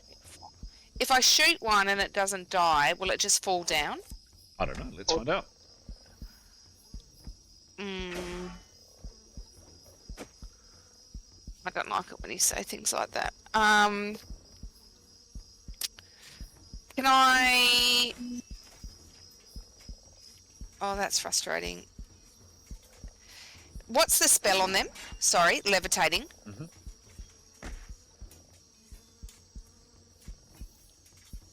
I think I'm just going to throw, you know where I thought the lumps were, but I wasn't really sure where the lumps were. Mm-hmm.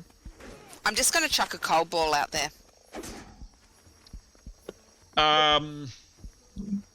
Okay, so this...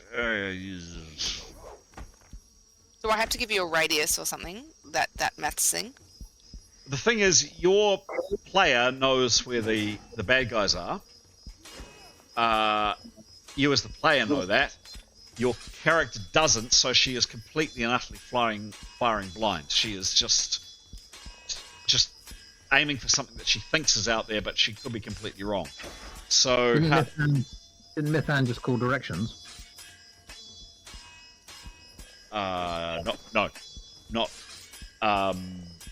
not about the ones in front. She described the ones behind. Yes, what I meant. So can I mean, it's a pretty big radius, right? It is. I think this is going to have to just come down to just pure luck, whether or not Keros is lucky. She could be aiming here. She could be aiming here. She could be aiming here. She could be aiming here or here.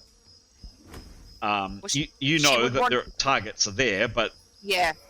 No, and I'm trying to work around that. I mean, she would obviously want to go past the fire. Okay. Because that's reasonable. So I think the only fair way to do this is for you to just lob a cold ball out. You don't have a target. So you're just chucking it out. So I'm going to say you have a call it a 20% chance of judging or just guessing, basically. So if you want to roll a 20% chance, you can roll the spell for sure, but your chance of actually hitting anybody is a 20% or under. So, Chris, can I just check? So she will know they're close, right? No. Sorry, just keep Just let me things. think it through. Yep. So she'll want it past. So it's definitely only 20%. Correct. She's flying blind. She doesn't have a target. Okay. She's not going to do that. Okay. I mean, she would want it. I mean, reasonable would be past the fire, right? Like we're not going to hit the fire, and we're not going to hit our team members. And she would probably go for the center, and then equal left, equal right, in terms of a diameter. I think that's a fair call. Well, we are talking a possible zone that she could be aiming for is anywhere. Well, she's going to go to the immediate. The immediate threat is close to them. So, if I was being objective about this, I would not want to hit a fire. I would not want to hit my teammate. So 20% pure dumb luck. Your call. Up to you. No. I've done 10%. Can I hold my 90 to hold action, or if you've already started, do you have to keep going? No. You can do a opportunity action, but you got to tell me what you're waiting for to do the action. Oh, I'm waiting to kill the Stephen King moss babies. But can I hold my 90% till the end of the round? Sure, but what is the trigger action? What is the thing that will cause you to act? Saying moss babies. Okay.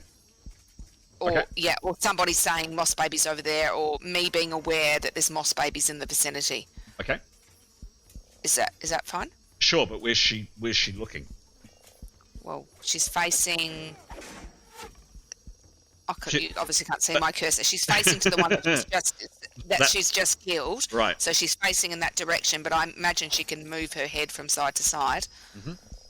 So she would be in front of that fire. Yes, that's where she's looking. Okay, sure. Cool, done. Cool, thank you. No fun. Mathan would like to change weapons. Yep. Which is a 50% action, so sheathing her broadsword and pulling out her strung bow. And yes, it would be strung because we're in the zombie woods. Okay. And I think that it's fair to... She does have spare bowstrings, so she's willing to risk a broken string here. And she would like to do a 30% perception. Mm-hmm. And do 20% to string her bow, to knock an arrow. Sure. Let me roll, please. Oopsies, that's the wrong screen. She rolled 23 plus 88.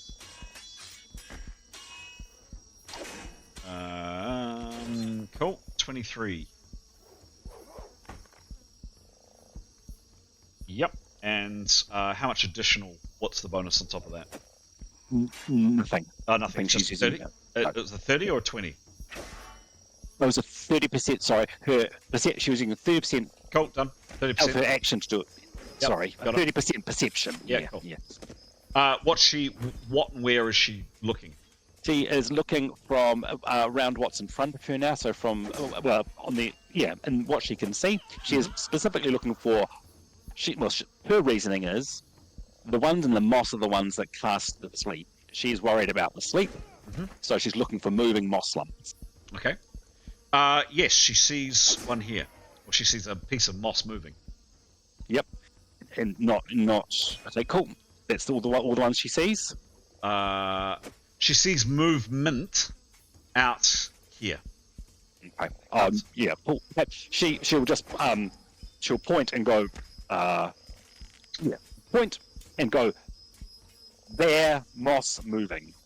Okay. So 3 words, and then for the rest of the 20% of her action is she is knocking an arrow.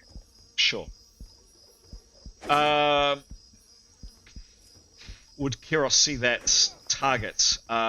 What did you do for your last action, Keros? You did do a perception roll, didn't you? And you didn't see anything. 10% perception, didn't say anything. Yeah.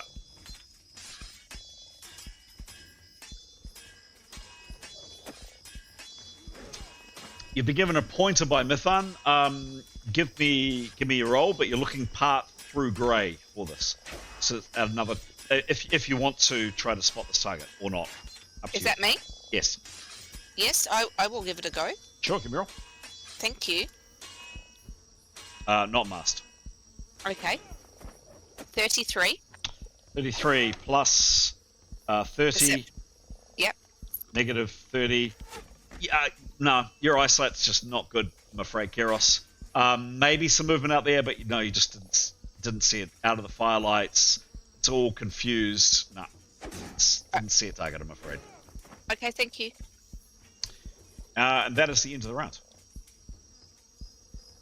Rolling initiative for the next round.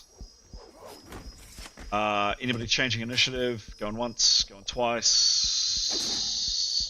Nope. We're off. Nathanal, you're still on the ground, but you are awake.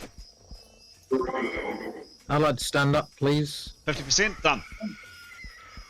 Of course, she's an old. Is she an old AP? It takes her 5 seconds to get off the ground. What a AP. Well, all right. She can't. Well, she can't prepare, can she? Not at 90%. No. That's bonkers, isn't it? Can't get up and prepare at the same time. All right, she'll perceive the rest of her turn. Okay. Give me a roll, please. Non-masked. Non-mask. Well, players know roughly what's happening. So, yeah, give me a roll. 74. 74. 74 Plus 82. 82, sure. She is aware of certainly all around her. She has clocked that there is something moving over here.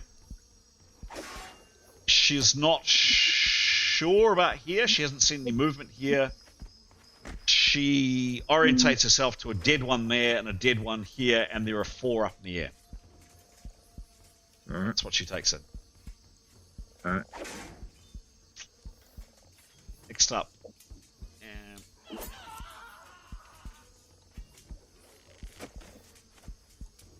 This one here moves. And off.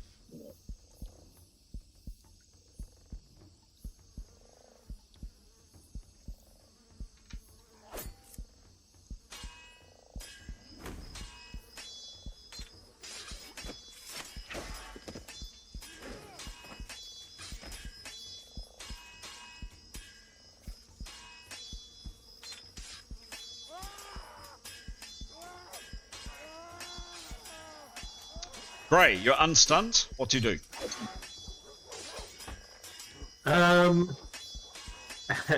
He's decided against using magic for the time being. He's gonna switch to his crossbow. Okay. And start loading one up. Done.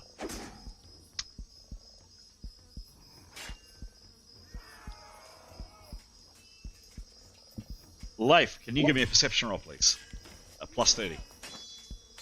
Sure can. Unmasked. 100. Oh, cool. Oh, yeah, cool. 84. There you go. Leif, you're now awake. You're on the ground. Like Nathanal, a couple of words. Couple of words. Sorry, what do you mean? As per Nathanal, he's still groggy. He can't act this round. Sorry, my mistake. Oh, so that, Yeah, basically. Yeah, exactly. That's, yeah. Oh, well, he'll say, are we safe? Okay. Safe is relative.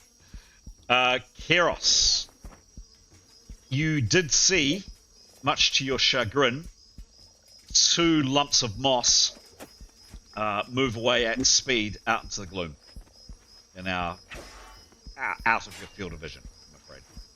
I knew I was coming. They did. God, what are we going to do with these floaters?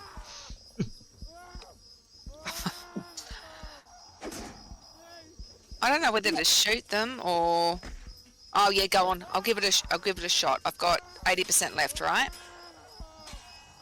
No, you got 100% left. New round. Oh, is it? Hmm. Oh, okay. I will. Who's the closest to me? This little greebly guy or girl or whatever it is, right there, number 2. Yeah, so I'm not going to hit any of my mates, am I? Definitely just not. I know I'm going up. I just don't want to. Yeah, Definitely not. Just okay. It will get no DB because it is defenseless. It is locked in place. Give me a roll. Okay. Oh, 22 22 plus 103 is 11 in a B electricity. Roll the B electricity, please. 11 in a B.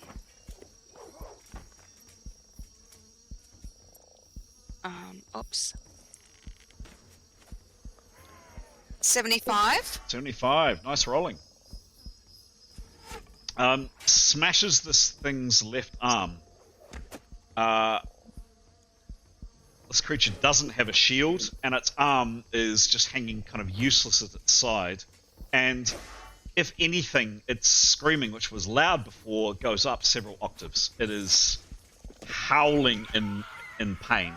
And there are other cries now from out in the jungle around you, kind of echoing in with it. Good shooting. Thanks. Tarquin. You attempted to cast last time, no luck on that. What do you do this round? Try again. Cool. Give me a roll. Waving hands and we're like, ooh, I don't think it's going to be enough. 36. 36 minus 30 plus your level, which is 7. 8. 7. 8. 8. Plus 8. Does he get base spells? I can't remember. Plus, yeah, he's got base spells. Plus Yep. he's waving his hands and stuff. Plus, he has mentalism, so he gets plus 5. 5 for that. Cool. Wasn't a good roll, but it was enough. Spell goes off. Oh, so now he can see. He can.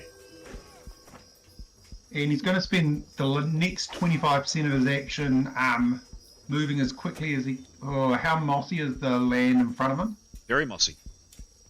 He's going to spend it loading his bow. Okay. Start loading his bow. Cool. Mithun.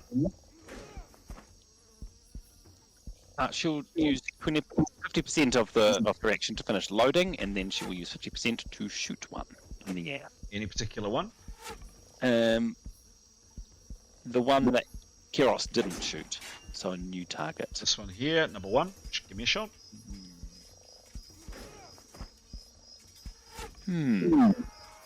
So she can choose to not kill it, can't she? She could choose to wound it and cause it more pain, right? She could. If you negative 20 to your shot, that is a non... If she rolls 100 on the critical, it's an automatic death. But yes, she can. So, but if she doesn't roll 100 on the critical, but still, she can choose to lessen the critical to a critical of her choice. Correct. Or... Correct. Awesome. Yeah, she'll do that, please. Oh. She's interested in that reaction, so yeah. Right. What's her composite bow again, please? It's just gone. Oh, she rolled a 10. It's gone up 116. 16. Thank you. Cool. So yes, she would like to negative 20, please. Done. It's a stationary target. It's not an outstanding shot, but it's a still solid 12 and a B puncture. Now, because she has deliberately taken aim, if you get a slaying result now, except for 100, you can minimize that or basically decrease the result of the critical to your wishes. You can't increase it, but you can decrease it. Roll the crit, please. Yep. Got it. Oh, no worries there. A 5. A 5. Some interesting rolls tonight.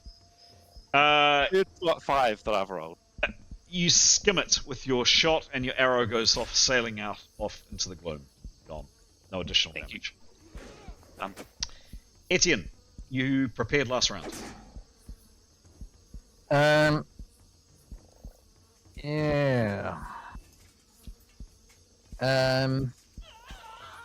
So I guess so.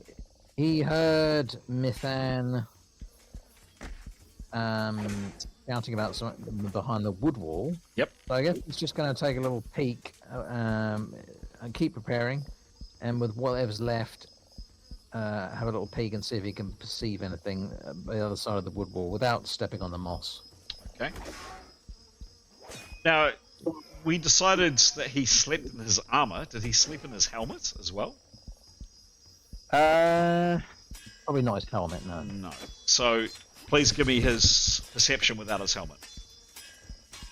Um, I think it's negative 15, I believe, but I might be wrong on that. yeah. So it's 42. Cool. Okay, give me your roll, please.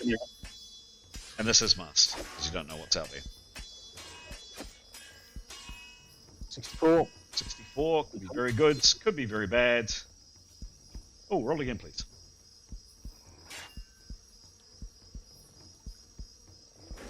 $13.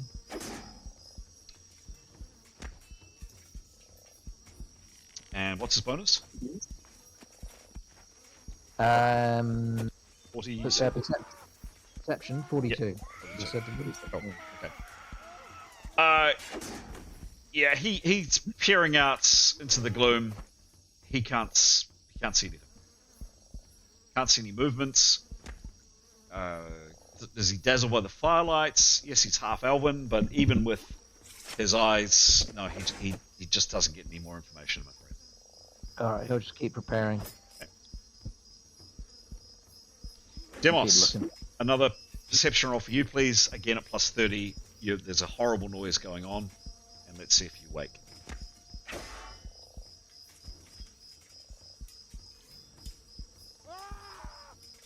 Hello, Demos. Hello, Ed. Sorry. That's all right. Had the old thing on. Sorry, he's awake. What do you roll?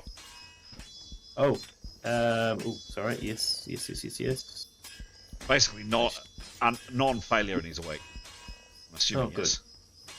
Yes. A 9. Goodness, some low rolls tonight. It's not a failure. Plus all of that. Yes, there's screaming and stuff going on. Demos, like the others, like Leif who's just woken. You're lying down. You can't act this round. Next round, you'll be able to act. Can he grab Brittany's spear? I can reach out and grab it. Can. Yep. Okay, he'd like to do that. Cool. It's the end of the rounds. Into the next rounds.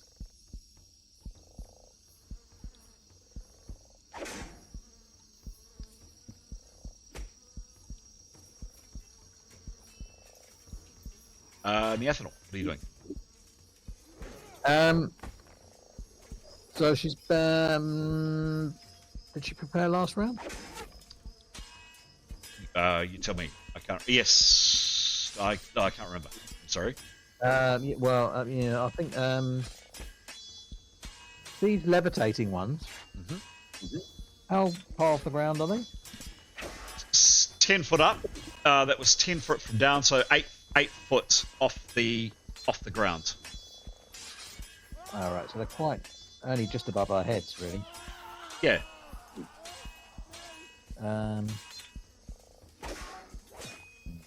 Okay.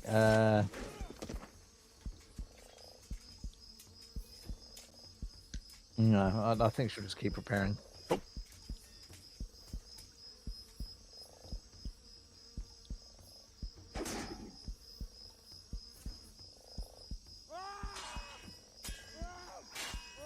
Gray, you're next. You've been loading your crossbow. 1 round. Yes, please. Another round loading. Mm-hmm. Leif, you're on the ground, able to act. He would like to get up, please. Mm-hmm. Consent. Yep. And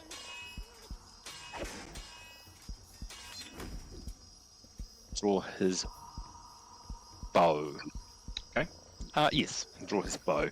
Or what's that one? Open 20%. And yep, perception roll. Give me a roll, please. We will call this masked, actually. Yep, 80. 80. Roll again, please. Sorry, just... And... Oh, 33. Cool. And his skill with peeping. 57. 57. Cool. You peer out into the gloom, and you see no movement, Leif. Maybe some... Sorry, I'm going to just talk over the top of myself. Possibly some bushes moving out here, but certainly nothing immediate around you under the moss moving.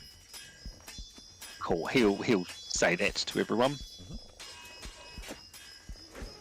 That's his rounds. Yep. Thanks. Etienne. Well, he'll again perceive into the gloom. Mm-hmm. Give me a roll. 14.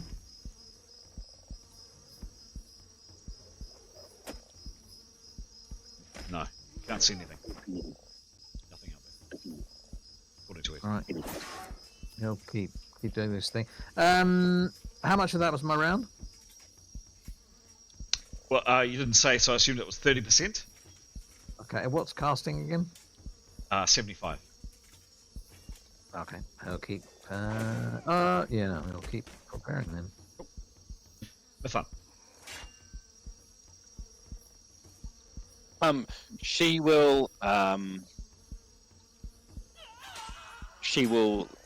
load for 70 and say Silvioross's bolt seemed to hurt that one and got a response from the others. I wonder if we want to hurt them to keep them away from us. Hurt them all. I think they're linked. That sort of a thing. Okay. That's all. Just reloading. Cool. Tarquin, you can now see very, very well. Yeah, so I'd like to spend 10% of my action in a perception, and I'm specifically looking for a target. So I'm going to use the other 90% of my action to rapid, fast, and fire. Now I can see well, so I've done everything I can to identify my target. Done. You have negative 25, 23 to this roll because of the pain in your back. Give me a roll. So this is the quick perception is great. Although his perception is 98. Yep, so this isn't masked because we can all see what's up there. So what was the roll, please? Yep. 6. 6. Okay, not quite a failure. Plus 98, minus 23, minus 20 because it was a 10% perception. You can't...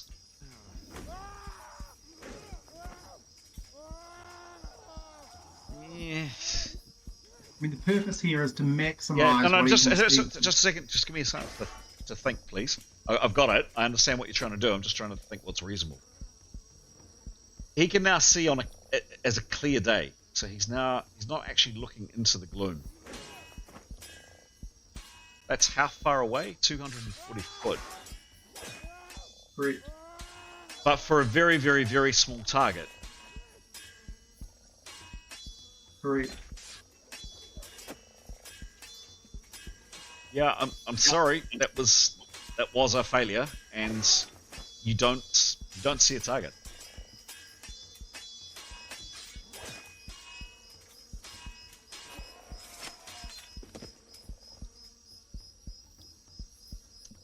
You don't see your targets.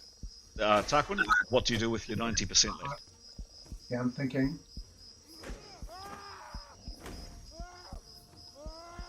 Okay, I'm gonna hop in close. So I'm gonna cast Leaving 3 again with no progression. All right. Where do you aim to go? Okay, I'm aiming for about 200 feet, 220 feet. So I want to land basically 10 feet in front of the fire. So I know this very well.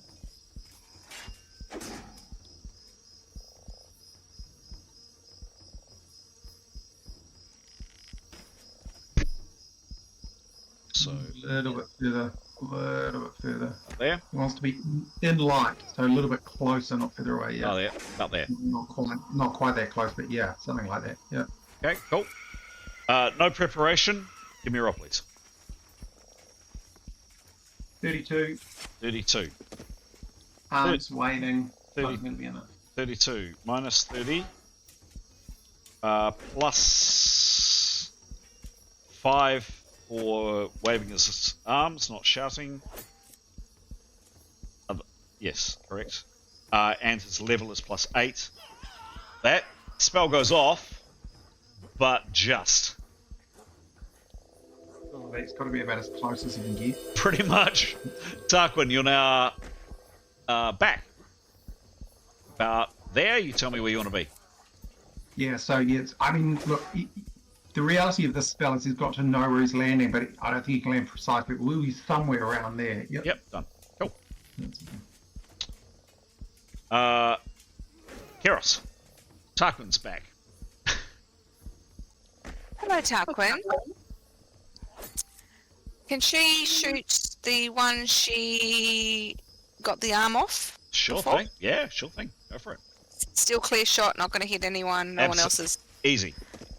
Couldn't be easier. It's right. I do like to check. Can't move. Give me a roll. 89. Oop. One sec. Did it the wrong way around. Keros on that one. 89 is a very good roll. Thank you.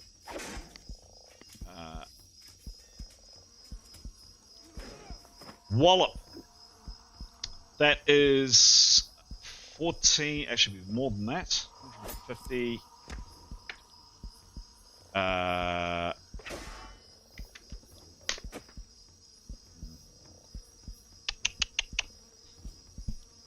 Two. What about 2? 192 divided by. No. That is a massive.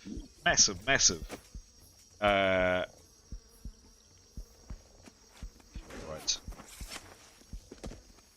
35 in a B. No, in a. B. It was a.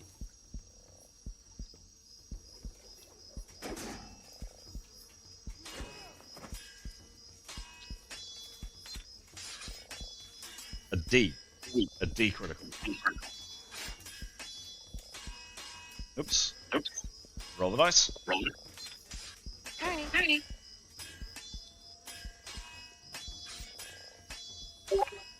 47.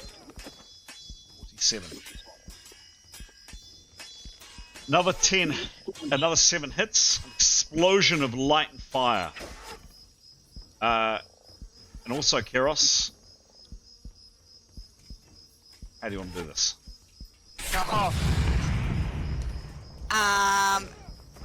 Oh, now it's the little pacifiers. It's teeny tiny baby pacifiers with skull and crossbones. Lovely. Okay. Just stress. Into the face, baby. Yeah. Okay.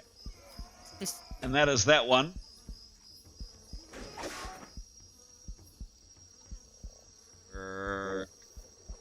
Can't see it.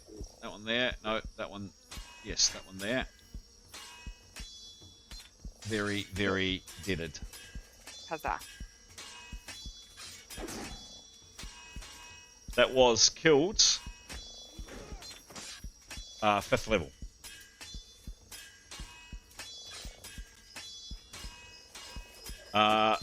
Next, Demos. Yes. You are awake. You can act. You're on the ground. Okay, could he get up, please? Yes, please. 50% action. Done. 50%, and he's probably a little bit too far away to jab anything, isn't he? Getting a bit clustered around there. What's that one that's by the fire? Is that still alive or is that dead? That is very dead. Oh. He's going to miss out on all the fun. Yes. Are all the ones on the ground dead? Yes. Okay. There are 3 floating that are still alive. Oh, okay. Well, he'd like to... Where's the closest floaty one to him? Which one would that be? That one there. Yeah, he'd like to get underneath that, if he can. Mm-hmm. And I don't think he's got anything left in him to jab it, does he? He got up for 50. You did say he reached out. He didn't draw his weapon. He just simply grabbed his spear, got to his feet. Yeah. It's less than 10 foot. Yep. His spear is long. Yeah. Yeah, I'd give you. I mean, it would be a 50% attack, and you're Yep. stretching. How is that? It's just above his head. Yeah, I mean, with a sword, no way. Even a long sword. But with a spear, I would say you could do it. It's the advantage of having a spear. Right. Yeah, he'd love to give it a poke. From underneath. Lovely. Yeah. Give Just a wee jab. give it a wee tickle. Yeah. Give me a roll. Give me a roll, please. Oh. Where are ya?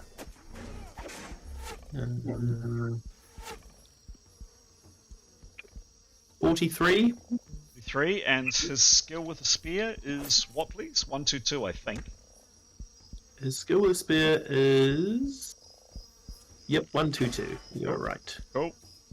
Now it's 50% action because he has moved. He's got to his feet. Yeah. Doesn't have any defense. Mhm. Even with a relatively poor roll of 43 was what you rolled. Is that right? Yep, that's the one. You somehow do it. 26 in E-puncture. You tickle it a lot. Ooh, how good. Because it was stunned, I think, was that one of the reasons. Give me a roll, please. All right.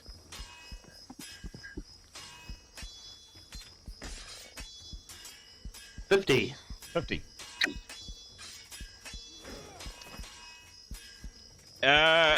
You hit it from underneath, and Demos, how do you want to do this? Well, he'd like to.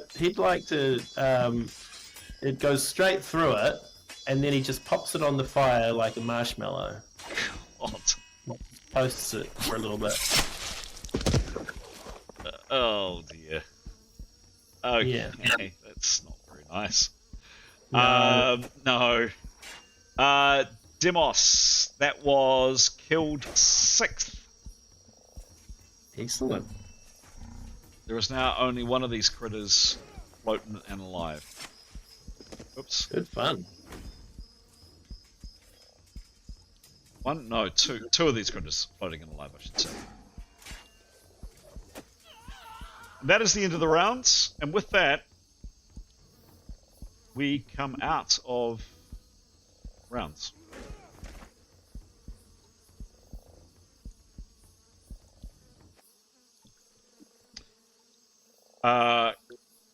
Can people please tell me your intentions for the next little while? We'll start off with Greg.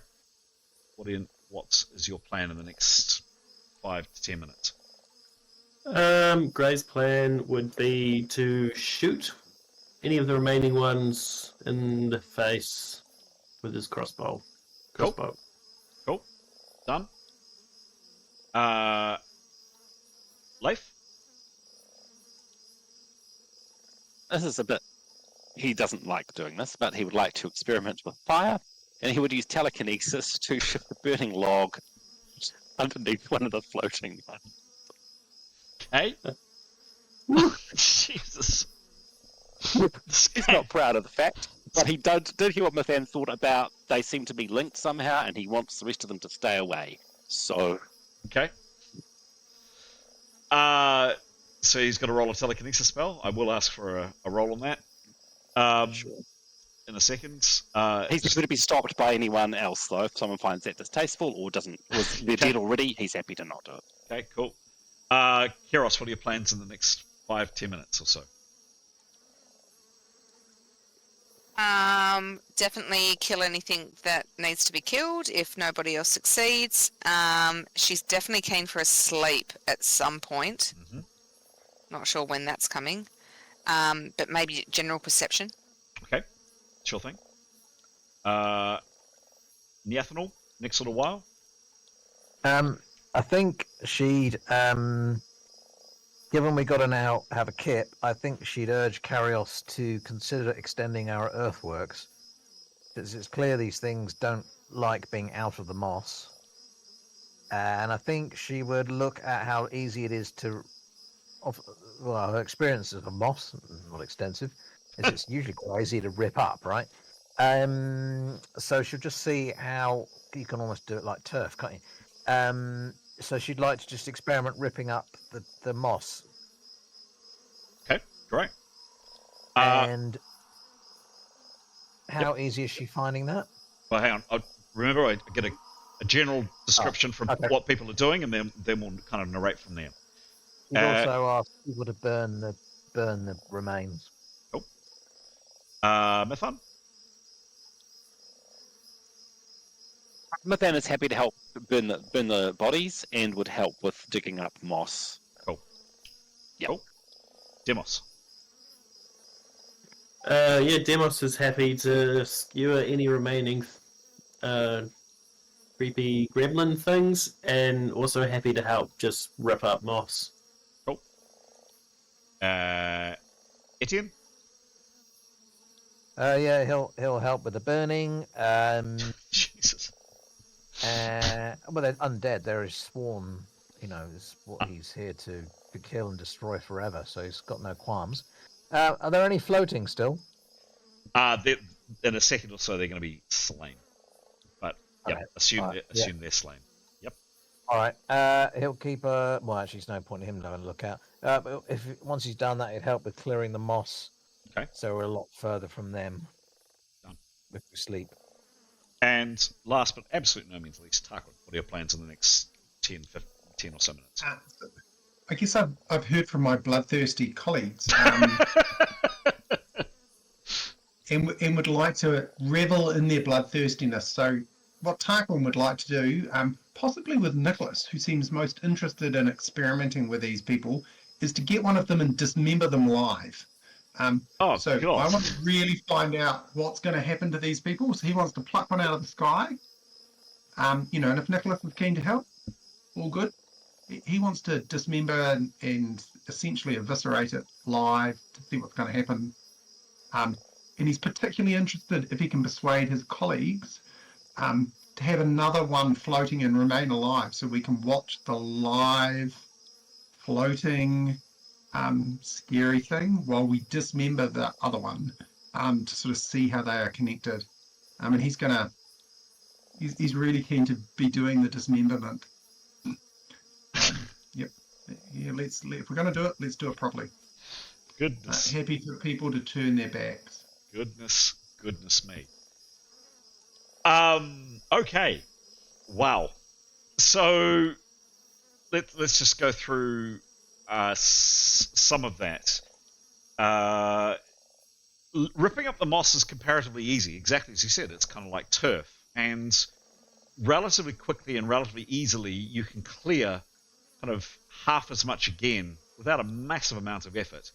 It'll probably take 20 or so minutes to do that, and that's several of you working, but you can clear around you kind of half as much again and give you that much more space.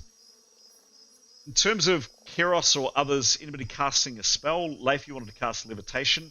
I guess one thing I'd be keen to act out and hear how people react to both Leif doing levitation, so we'll need a roll for that, and then the capturing. And I'm not going to ask for rolls or anything. These things are there are two still alive, floating in midair.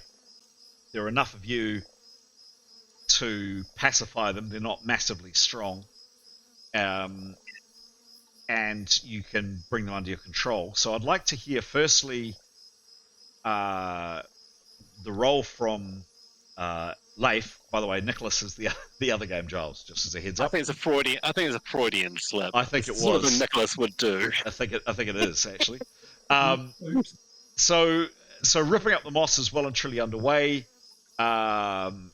Slaying the others. So basically, there's a confrontation there between Nicholas. Nicholas, you got me doing that. Leif, who wants to stick something burning underneath one of them.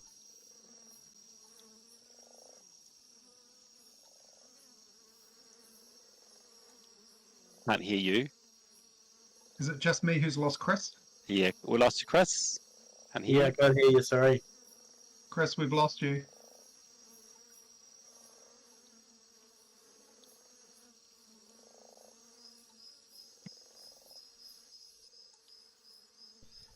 Wonder if my headphones are dying on me. Oh, better. You're back. You're back. Yeah, my headphones, I think, might be dying on me. Hang on a sec, I'm just going to recharge my headset. Wonder what that was. And there we go, gentle viewer and gentle listener. Normal service has now been resumed. We just had a couple of technical issues, namely that my trusty microphone gave up the ghost for the first time ever. We're back. Right, where we left off before we were rudely interrupted was talking through general plans of what people are wanting to do here. I've got a bit of a sense from each character, but maybe just talk me through it again, guys. Can someone do we have a summation of kind of what people want to do and what their characters want to do? I know that a leading instigator was going to be both Leif and Tarquin, so let's start off with both those characters and see what happens. Cool. So with Leif, he was planning.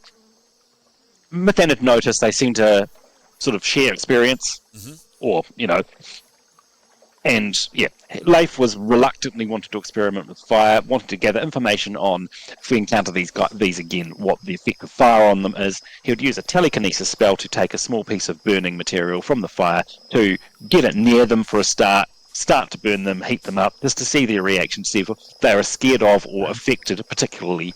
I mean, no one wants to be burned, but if it's particularly... Tarquin will want to talk to Leif about this. And what Tarquin want to say is, like you know, I'm interested in finding out how these guys are connected. You look uncomfortable. I'm good with this, actually. I'm going to pull this damn dude out of the sky and see how they react. So he'd really want to be clear that he wants someone to keep an eye on him in case it all goes badly wrong, but everyone else can do their own thing. It's going to be a bit grisly. He's going to play with one and watch the guy in the sky and see what happens. Okay. And ask if Leif is okay with it. Yep. Then, but if Tarquin intervenes before Leif casts telekinesis, Leif won't cast it. He will just let Tarquin get. He would say, "Let's experiment with fire a bit." Okay, cool. Leif would leave into it. Done. Mythan would be happy to watch Tarquin. Great. So Okay. Well, not happy, but yep. Mythan's watching Tarquin. Other reactions to this, people were beginning to pull up moss, but any other reactions from the Paladin Etienne or Keros or others? How do people feel about this? If there is a reaction. Sure. Well, Etienne will help sort of explain. We'll just say to Leif that, they feel no pain, they feel no light. Their tongues are silent, their hearts are still. They see, but they do not discern. They hear, but they do not listen. Our life they disdain, our life they will drain. They are not the living, they are the dead. And today we banish them. Tarquin is going to hug him before he goes and dismembers one of these little things. Okay. Excellent. Anybody else say or react anything or intervene? Keros, I know you're very, very valiantly given up your headset, Keros. Thank you. but send us a text if you do anything from either Demos or Grey. Demos would be happy to help use Brittany's spear to kind of hold them over any fire if they need to. Goodness me. This game So is... Tarquin would be clear. He wants to do this. Okay. But he's very keen for Demos. If Demos wants to, and he's like, this dude smacks me, you know, slaps me, gets out of line. I look, I'm in trouble. I ask you, let Brittany sing. Let Brittany sing one more time, because we want Brittany to hit me one more time. Nice. Nice. Okay. I have a message from Keros, just so Yes. you know. Make the pit a bit bigger and sleep. Okay, cool. If you want to roll a pit biggering spell, the same again, and doubling the size, give me a roll, please, Keros.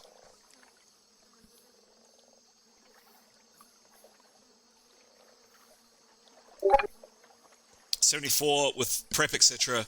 extended, so the pit doubles in size. It extends out, or maybe it does the same shape, the inverse of that shape. Whatever it is, it's now double the size. Nathanal, with some assistance from others, you've ripped off and ripped up quite a lot of the moss around this immediate area, and you've cleared quite a bit. Tarquin, you busy yourself with assistance from others. Others are perhaps looking elsewhere. I've picked up that both Mithan and Demos are happy to be involved. I haven't heard of others. Etienne appears to be indifferent to the slaying of these undead. Are these undead? I'm not sure. Well, so what Tarquin's going to do, Chris, is take one of these people out of the sky, pull them down, place them on the ground. He's going to eviscerate him. So open him from throat to belly. He's going to pull out his guts, pull out his heart and lungs, place them on the ground. Blood will go everywhere, and he's going to be asking his colleagues to look at the guy in the sky. So how is he responding? Sure. What's he doing? So So couple of things. Yep, got it. So a couple of things you pick up. The first thing you notice is these things do bleed. So some of the twice living that you've come, or all of the twice living you've come across, don't bleed. These things definitely bleed. There's blood that comes out of them, and they would be taking hits per round. So that is something you all absolutely notice. In terms of the reaction to the horrendous things that Tarquin is doing, and I'm guessing, tell me if otherwise, everybody kind of bar Mithan and Demos are perhaps keeping a bit of a distance on this, maybe kind of, you know, twiddling their thumbs and looking up in the sky a bit, you start doing exactly what you do. And there's a couple of instances where this thing maybe tries to attack, or it tries to magic you. You manage to resist, or whatever, all of those attacks, and ultimately this thing is slain. And definitely the screams and the dismemberment of this, the one up in the sky, looks increasingly uncomforted, and is screaming and flailing. It seems to have some kind of effect on it. Yes. And the other one's out in the forest. Sorry. And the other one's out in the forest. You hear quite a bit of shuffling and moving out well and truly in the foliage, but you don't hear any more sounds. You slay one horribly, and it does seem to have an effect on the other. There is one still floating. It will soon be coming down, because it was only, I think, 10 minutes. Correct, Grey? Yep. Plans for the survivor. can I just check, did anyone go and look around the wall to see what happened to the people in the forest when we slayed this one? We should have told Chris we were doing. I think they've gone. Okay. If Etienne realizes they're not undead, then he's obviously not going to partake, and would urge people not to, encourage any kind of suffering or that. Well, let's see if he does figure it out. Does Etienne notice? Give me a reasoning check. I'd call it a light plus 10 reasoning check. You got to beat 50. Yeah, I think he got a 98, so he's quite reasonable. Yeah, no, he's definitely clocks that these things bleed. What that means, you don't know, but these things bleed. Well, he's urging that nobody torture anything, and put it to a clean death. So that's in direct conflict to what Tarkin was doing. Well, so he's already killed one of them. There's one in the air. Correct.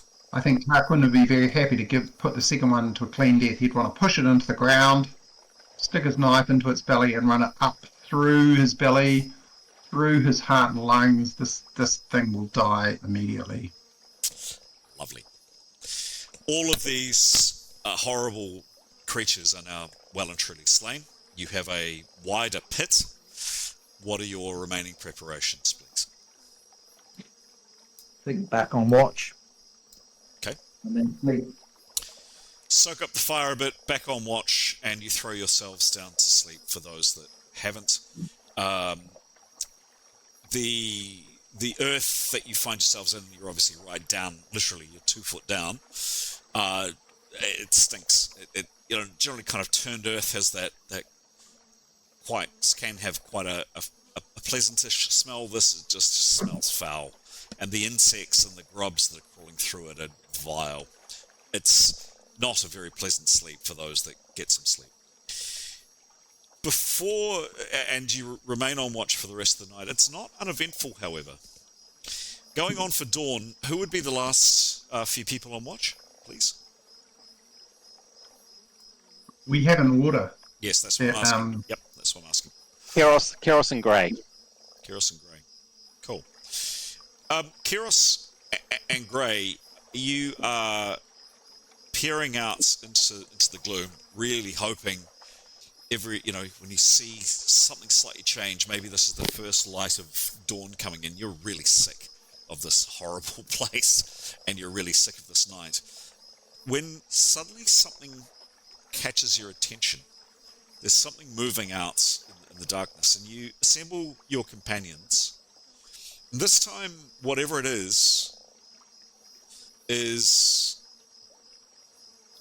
above ground. And you're all peering out, perception rolls galore, peering out into the gloom.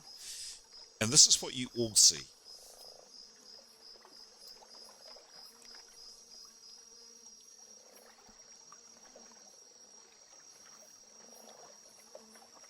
And then suddenly disappears, and then right in front of you, and then it's gone. It's Halloween.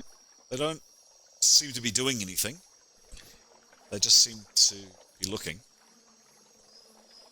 There's some distance off. And when they say they're right in front of you, they're not that close as that one on screen is, but they're definitely, suddenly one just does pop up some distance off. And yeah, they're just watching. Any reactions, any rolls I should be aware of? I think Etienne would prepare, and if they got, but to see how things unfold. Okay. After a time, sorry. Are we awake? Yeah. Oh God, yes. Keros and whoever else was on watch has woken everybody.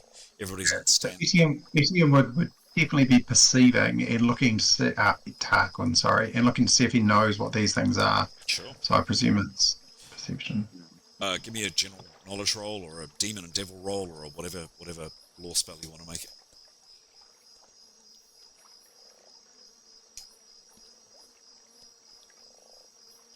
70, and his that'll be demon and devil lore is.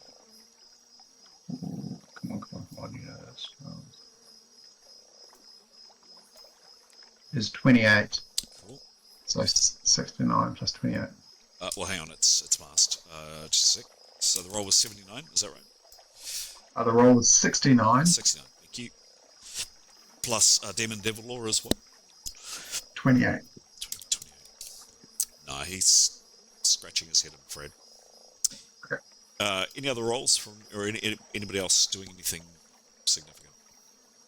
Leif would do it himself, but he can now no longer use that spell. He would turn to Keros and see if she would mind casting projected light. Well, are they within 50 foot? Because that's the range of the beam. No, they're a bit further away. Okay. So he was he would express he would be interested to see how they react to light. Okay. Well, I don't know that he hasn't got a spell that's effective if anyone else, without attacking them. Okay. But yep. So no, nothing from Nath. They seem curious, and after a time, maybe 20 minutes or so, they head off, and all you're left with, I just want to get the right image, is it that one? Yes, look at that, well selected, is that. And then, wonderfully, amazingly, off in the distance, you can see it there up on screen, the first fingers of dawn begin to filter through this terrible, terrible jungle. And all of you have slept. Some of you have gone up levels, Keros. Congratulations. Some of you have, all of you have at least gained 8 hit points, and you've also gained, regained your power points. Dawn breaks. You eat your meager breakfast.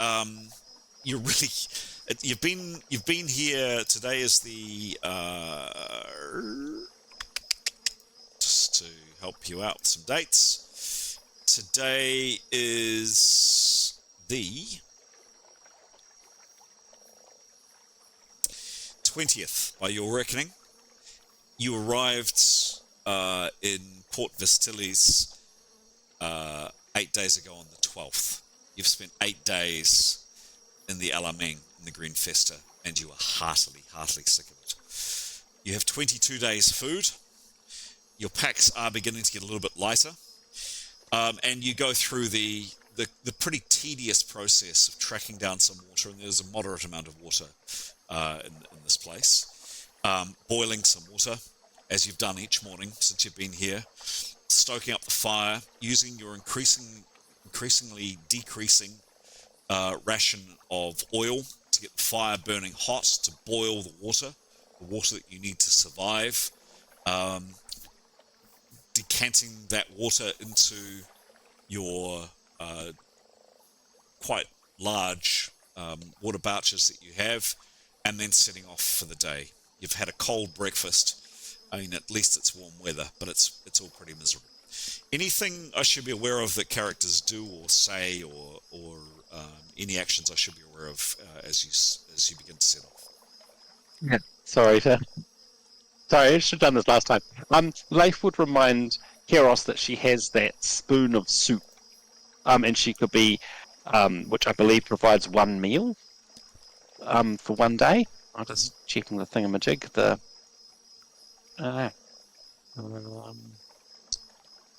is it? Yeah, one meal per day. So we could save on our rations if Keros is happy to use that item. Yep. Oh, yes, she's written. So, yeah. I mean, and Keros is the one who tuned it, so I suppose it's Keros who gets delicious soup rather than our boring rations. Can I spin it that way? There you go. It's one meal out of 3, of course, so it helps. It helps a little bit, but it doesn't help a lot, right? Cool. And that's. I mean, I assume that's a suggestion going forwards. Yep. Oh, to use that term. Yep. Great. Anything else I should be aware of? Nope. You set off walking. What is the weather? I hear you say. It is. Yes, it is. You're delighted to hear, absolutely thrilled to bits to hear. The weather has broken. And it is, I should have mentioned this a little bit earlier on, I'm afraid I got a little bit distracted with dealing with some technical issues.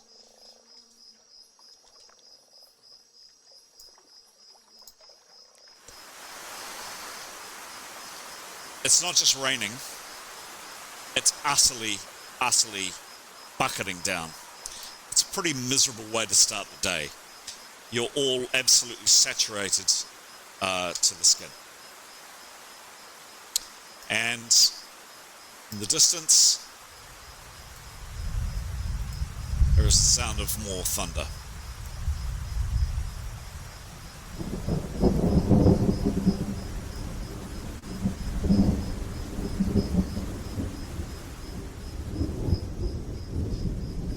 It's a pretty miserable morning on the 21st.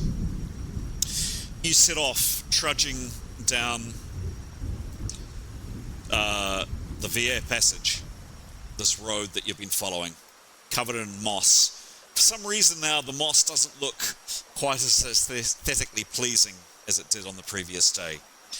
But at least you'd probably say the M.E.R.P passage, this road that snakes a bit inland from the Tradeway Canal, is probably in slightly better condition than the river road that you've been following for 5 days. Not a lot better, but a little bit better.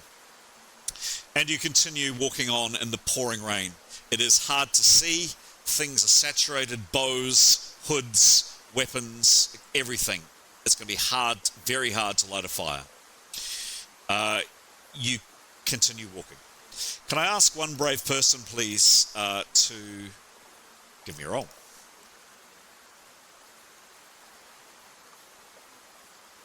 And sorry, I'll take that back. The roll is a 1 to 14. So a D14, please.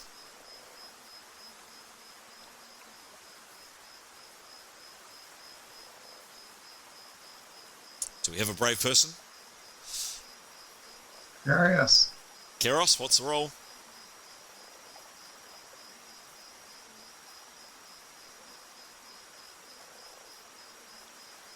Do we have a roll, please? Hello? 19. No. D14, 1 to 14, please. Okay. Great, do you want to roll?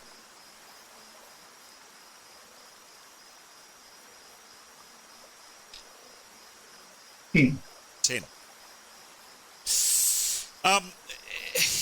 You don't know, maybe it's the terrible, terrible conditions that you are walking through, but you don't really see much in the way of wildlife or actually anything particularly unpleasant, except for one thing, and it's actually something you'd come across previously.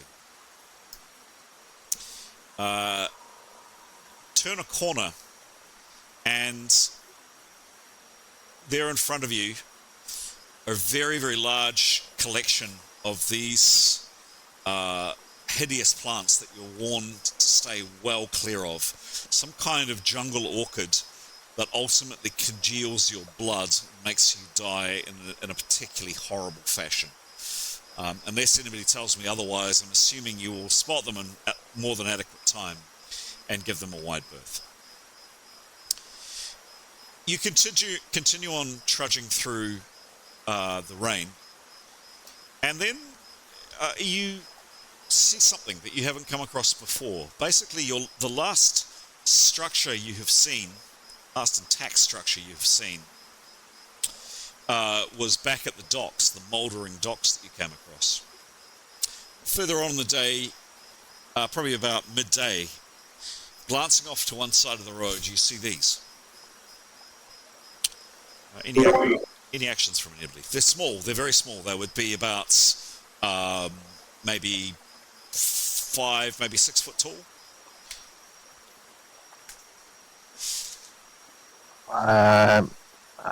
They look like little tombs or something, don't they? Is there much to be gained, really? Much to be lost. There might be something to pick up, like a magical short sword. We've got to go take a look, surely. Right. You go stick your hand in and let us know. That's what I love about. That's what I love about my party. Tarquin will go have a look. He'll encourage someone to come, but if no one wants to come, is this off the road or on the road, Chris? Slightly off the road, not far. Right, a matter of 20, 30 foot. He'd be keen to go and have a look. Does anyone want to come, or does no one want to come? Because of the hug from the night before, Leif will keep him company. Right. So Okay. we'll go have a look, and I guess he'd want to circumspectly peek into these things and see what he can see. Okay, sure.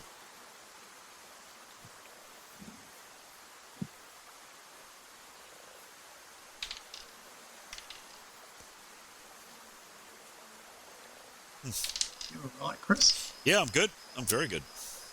Sorry, just you vanished. I was like, Oh, sorry. I'm just doing some That's right. GM stuff. Thank. So you, Tarquin, you peer inside.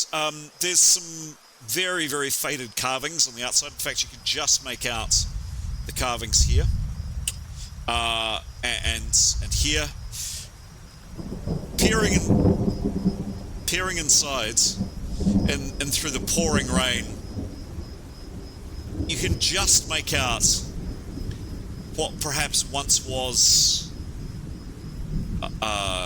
candle stubs, the remains of wax, the very back, and in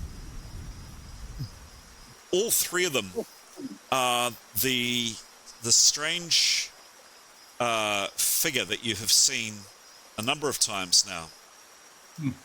Okay. The one I worshipped. Yeah. Yeah. And also inside, there's a couple of coins as well. A couple of coins in this So furthest one. can I read the language, Chris, that's on these tombs? It's not language, it's images. Can I understand the images? Yeah, they look to be animals. You can see some of the hairless howler monkey things, you think, and yes, some other creatures, animals. Okay. None of the languages or hieroglyphs that Tarquin understands are understandable in terms of a narrative. No. Okay. So I think I might suggest. Sorry, who's come with me, Leaf? I might suggest I'm going to pop into each of these graves and look around for anything that might be useful objects. You can't obviously get inside. The Okay. doorways are that kind of big, but you can reach inside. Okay. I think. Well, I won't reach inside unless I can see something that's obvious to Yes, inspect. this one here. There's 2 or 3 what appear to be copper coins within reach. Totally disinterested. Okay. Okay, so if there's nothing else, I mean, what he's interested in is weaponry,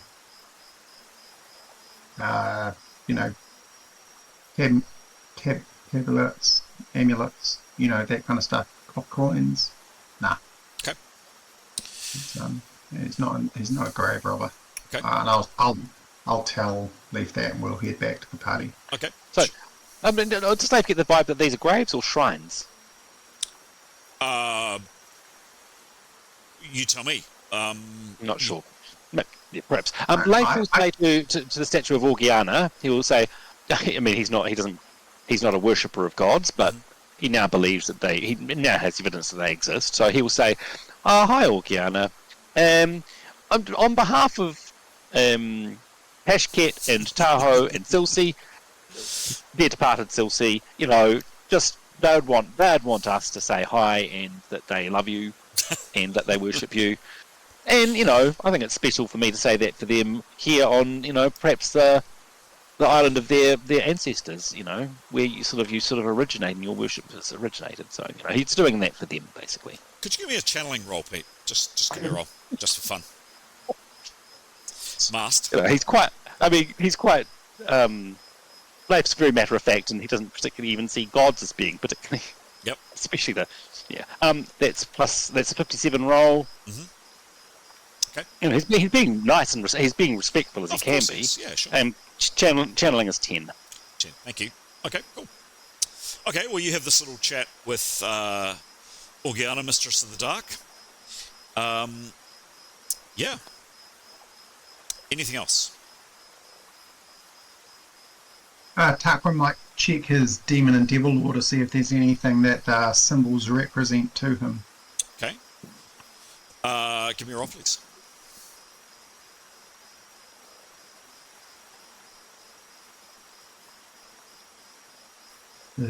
58. 58. Cool. It is Master Course. And his Demon and Devil Aura is 28. Sure. No, he can't. He really can't distinguish anything. They're just animals. There are some birds. There are some monkeys and the hairless things that you've come across before, and various others. I think I'd ask Leaf, but Tarquin would be tempted to leave an offering of some description.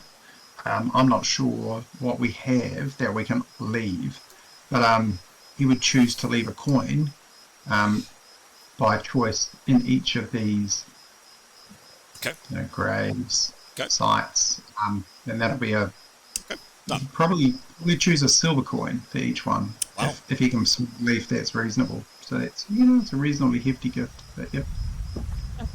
Okay. Very good. Any other actions from anybody else who should be aware of? I'm conscious that Keros, I'm also conscious it's just gone 10, but hang with me for another couple of minutes, guys. Nothing from anybody? Oh, okay. You continue on your way, and you walk on, and it is amazingly, wonderfully, maybe it is the weather, very, very pleasant walk. It's not. It's actually utterly miserable. You're trudging through the pouring rain in the middle of a vile, horrendous, stinking jungle. But nothing attacks you. Nothing seems amiss, and you trudge on. And then later, very late in the day, you round quite a sweeping corner. The first thing that you see two things. The first that you see is this.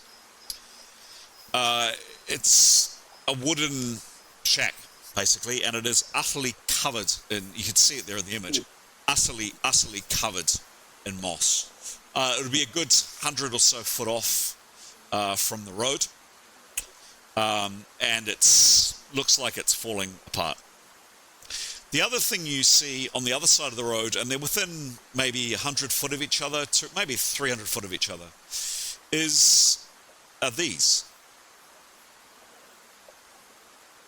Just coming. There we go. Now these are substantially bigger than what you've seen. There are doorways that a human, you'd have to stoop to peer inside, or to get inside, but you can definitely get in, and they would be maybe 10-15 foot high. They're off on the other side of the road, so the opposite side from that decaying hut. And the terrain that you get there, yes, there's some moss and creeper, but there's quite a lot of stone, and you can see this kind of bank of stone that comes around here. Hopefully you can see the cursor. Can you see the cursor? Thumbs up if you can. Yes, thank you. This kind of wall of stone here, and some massive trees and behind them. And there's stone most of the way up to these structures. Again, these things have carvings kind of all over them, from what you can see, even from the road. Any actions?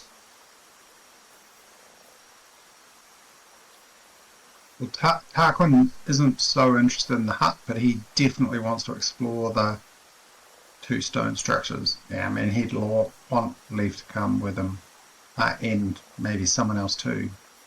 Okay. Anybody else? Sorry? Just saying Leif will accompany Tarquin. And Leif won't be right up with Tarquin. He's the rescue party. Okay. So where we're going to end it for tonight, guys, is Tarquin, you and Leif walking along here, and you don't go inside, but you peer inside. First this one, and then the one at the end. And this one here appears to be just a simple stone box. It's absolutely covered in symbols, animals. lots of animals, all manner of animals. But it is just a simple box. There are a couple of alcoves in the corner with some stone boxes in them. Sorry, down the sides. So down this side and down this side. There are stone black boxes with lids, quite small boxes, about this big. And definitely inside there are a number of these carvings continue, animals. Further on down this way, peering into this structure, it's identical, except that there is a passage. It's a small passage. It'll only be about perhaps 5, maybe shorter than that, 4 foot high, and it goes down directly squarely in the back, and there are flights of stairs going down. Chris, can I just notice, Carrier sent a text saying she'd come, can read runes, and so again, Tarquin would be doing Demon and Devil Lore to see if he can understand what's going on, but if I think Carius would come with us to see if she can read the runes and understand, and I'm happy to leave it there and we can come back. Cool. Well, we'll take a litmus test of the team. It's 8 minutes past 10. We lost about half an hour for some technical issues. I'm happy to play on. I'm also conscious that other people sometimes want to hit the hay early. I'm happy to leave it there and pick it up next week, or happy to play on for another half an hour. What do people want to do? I'm totally knackered. Yeah, me too. I'd Done. good to hear that. Yeah. Done. Which is a shame. So I'm really enjoying exactly where we're at, but I'm going to do something stupid because I'm super tired. So. Oh no, I like it. I like it when you do stupid things. Not that you do stupid Yeah, things. Exciting I things. I like it when you do exciting things. Excellent. There we go, guys. Thank you for bearing with me for the technical issues. I've learned a valuable technical lesson tonight. I always have a set of headphones spare. Really looking forward to seeing Pete, yourself, Giles and Graham up here in Auckland on Saturday for our Twilight game, which is happening. And yay! And looking forward to catching up with all of you guys next week for a bit more Ain't No Place for a Hero. See you, folks. Great. Have fun, guys. Thank you, Chris. That was a great episode. Yeah, if you really want to just roll in, Aiden, feel free. Yeah, it'd be good to see you. Yeah. I'll see what You I'm up can to. laugh at us, poke fun at us, tell us what we're doing wrong, which won't be hard. There's plenty of opportunity. And thank you, Kyros, for giving up your headset. Definitely here, lesson learned for me. Nice one. Oh, All right. nice message. All right, folks. We'll leave it there for tonight. Cool. See you, Thanks, see you Mark. guys. Get some sleep, Thank you folks. so much.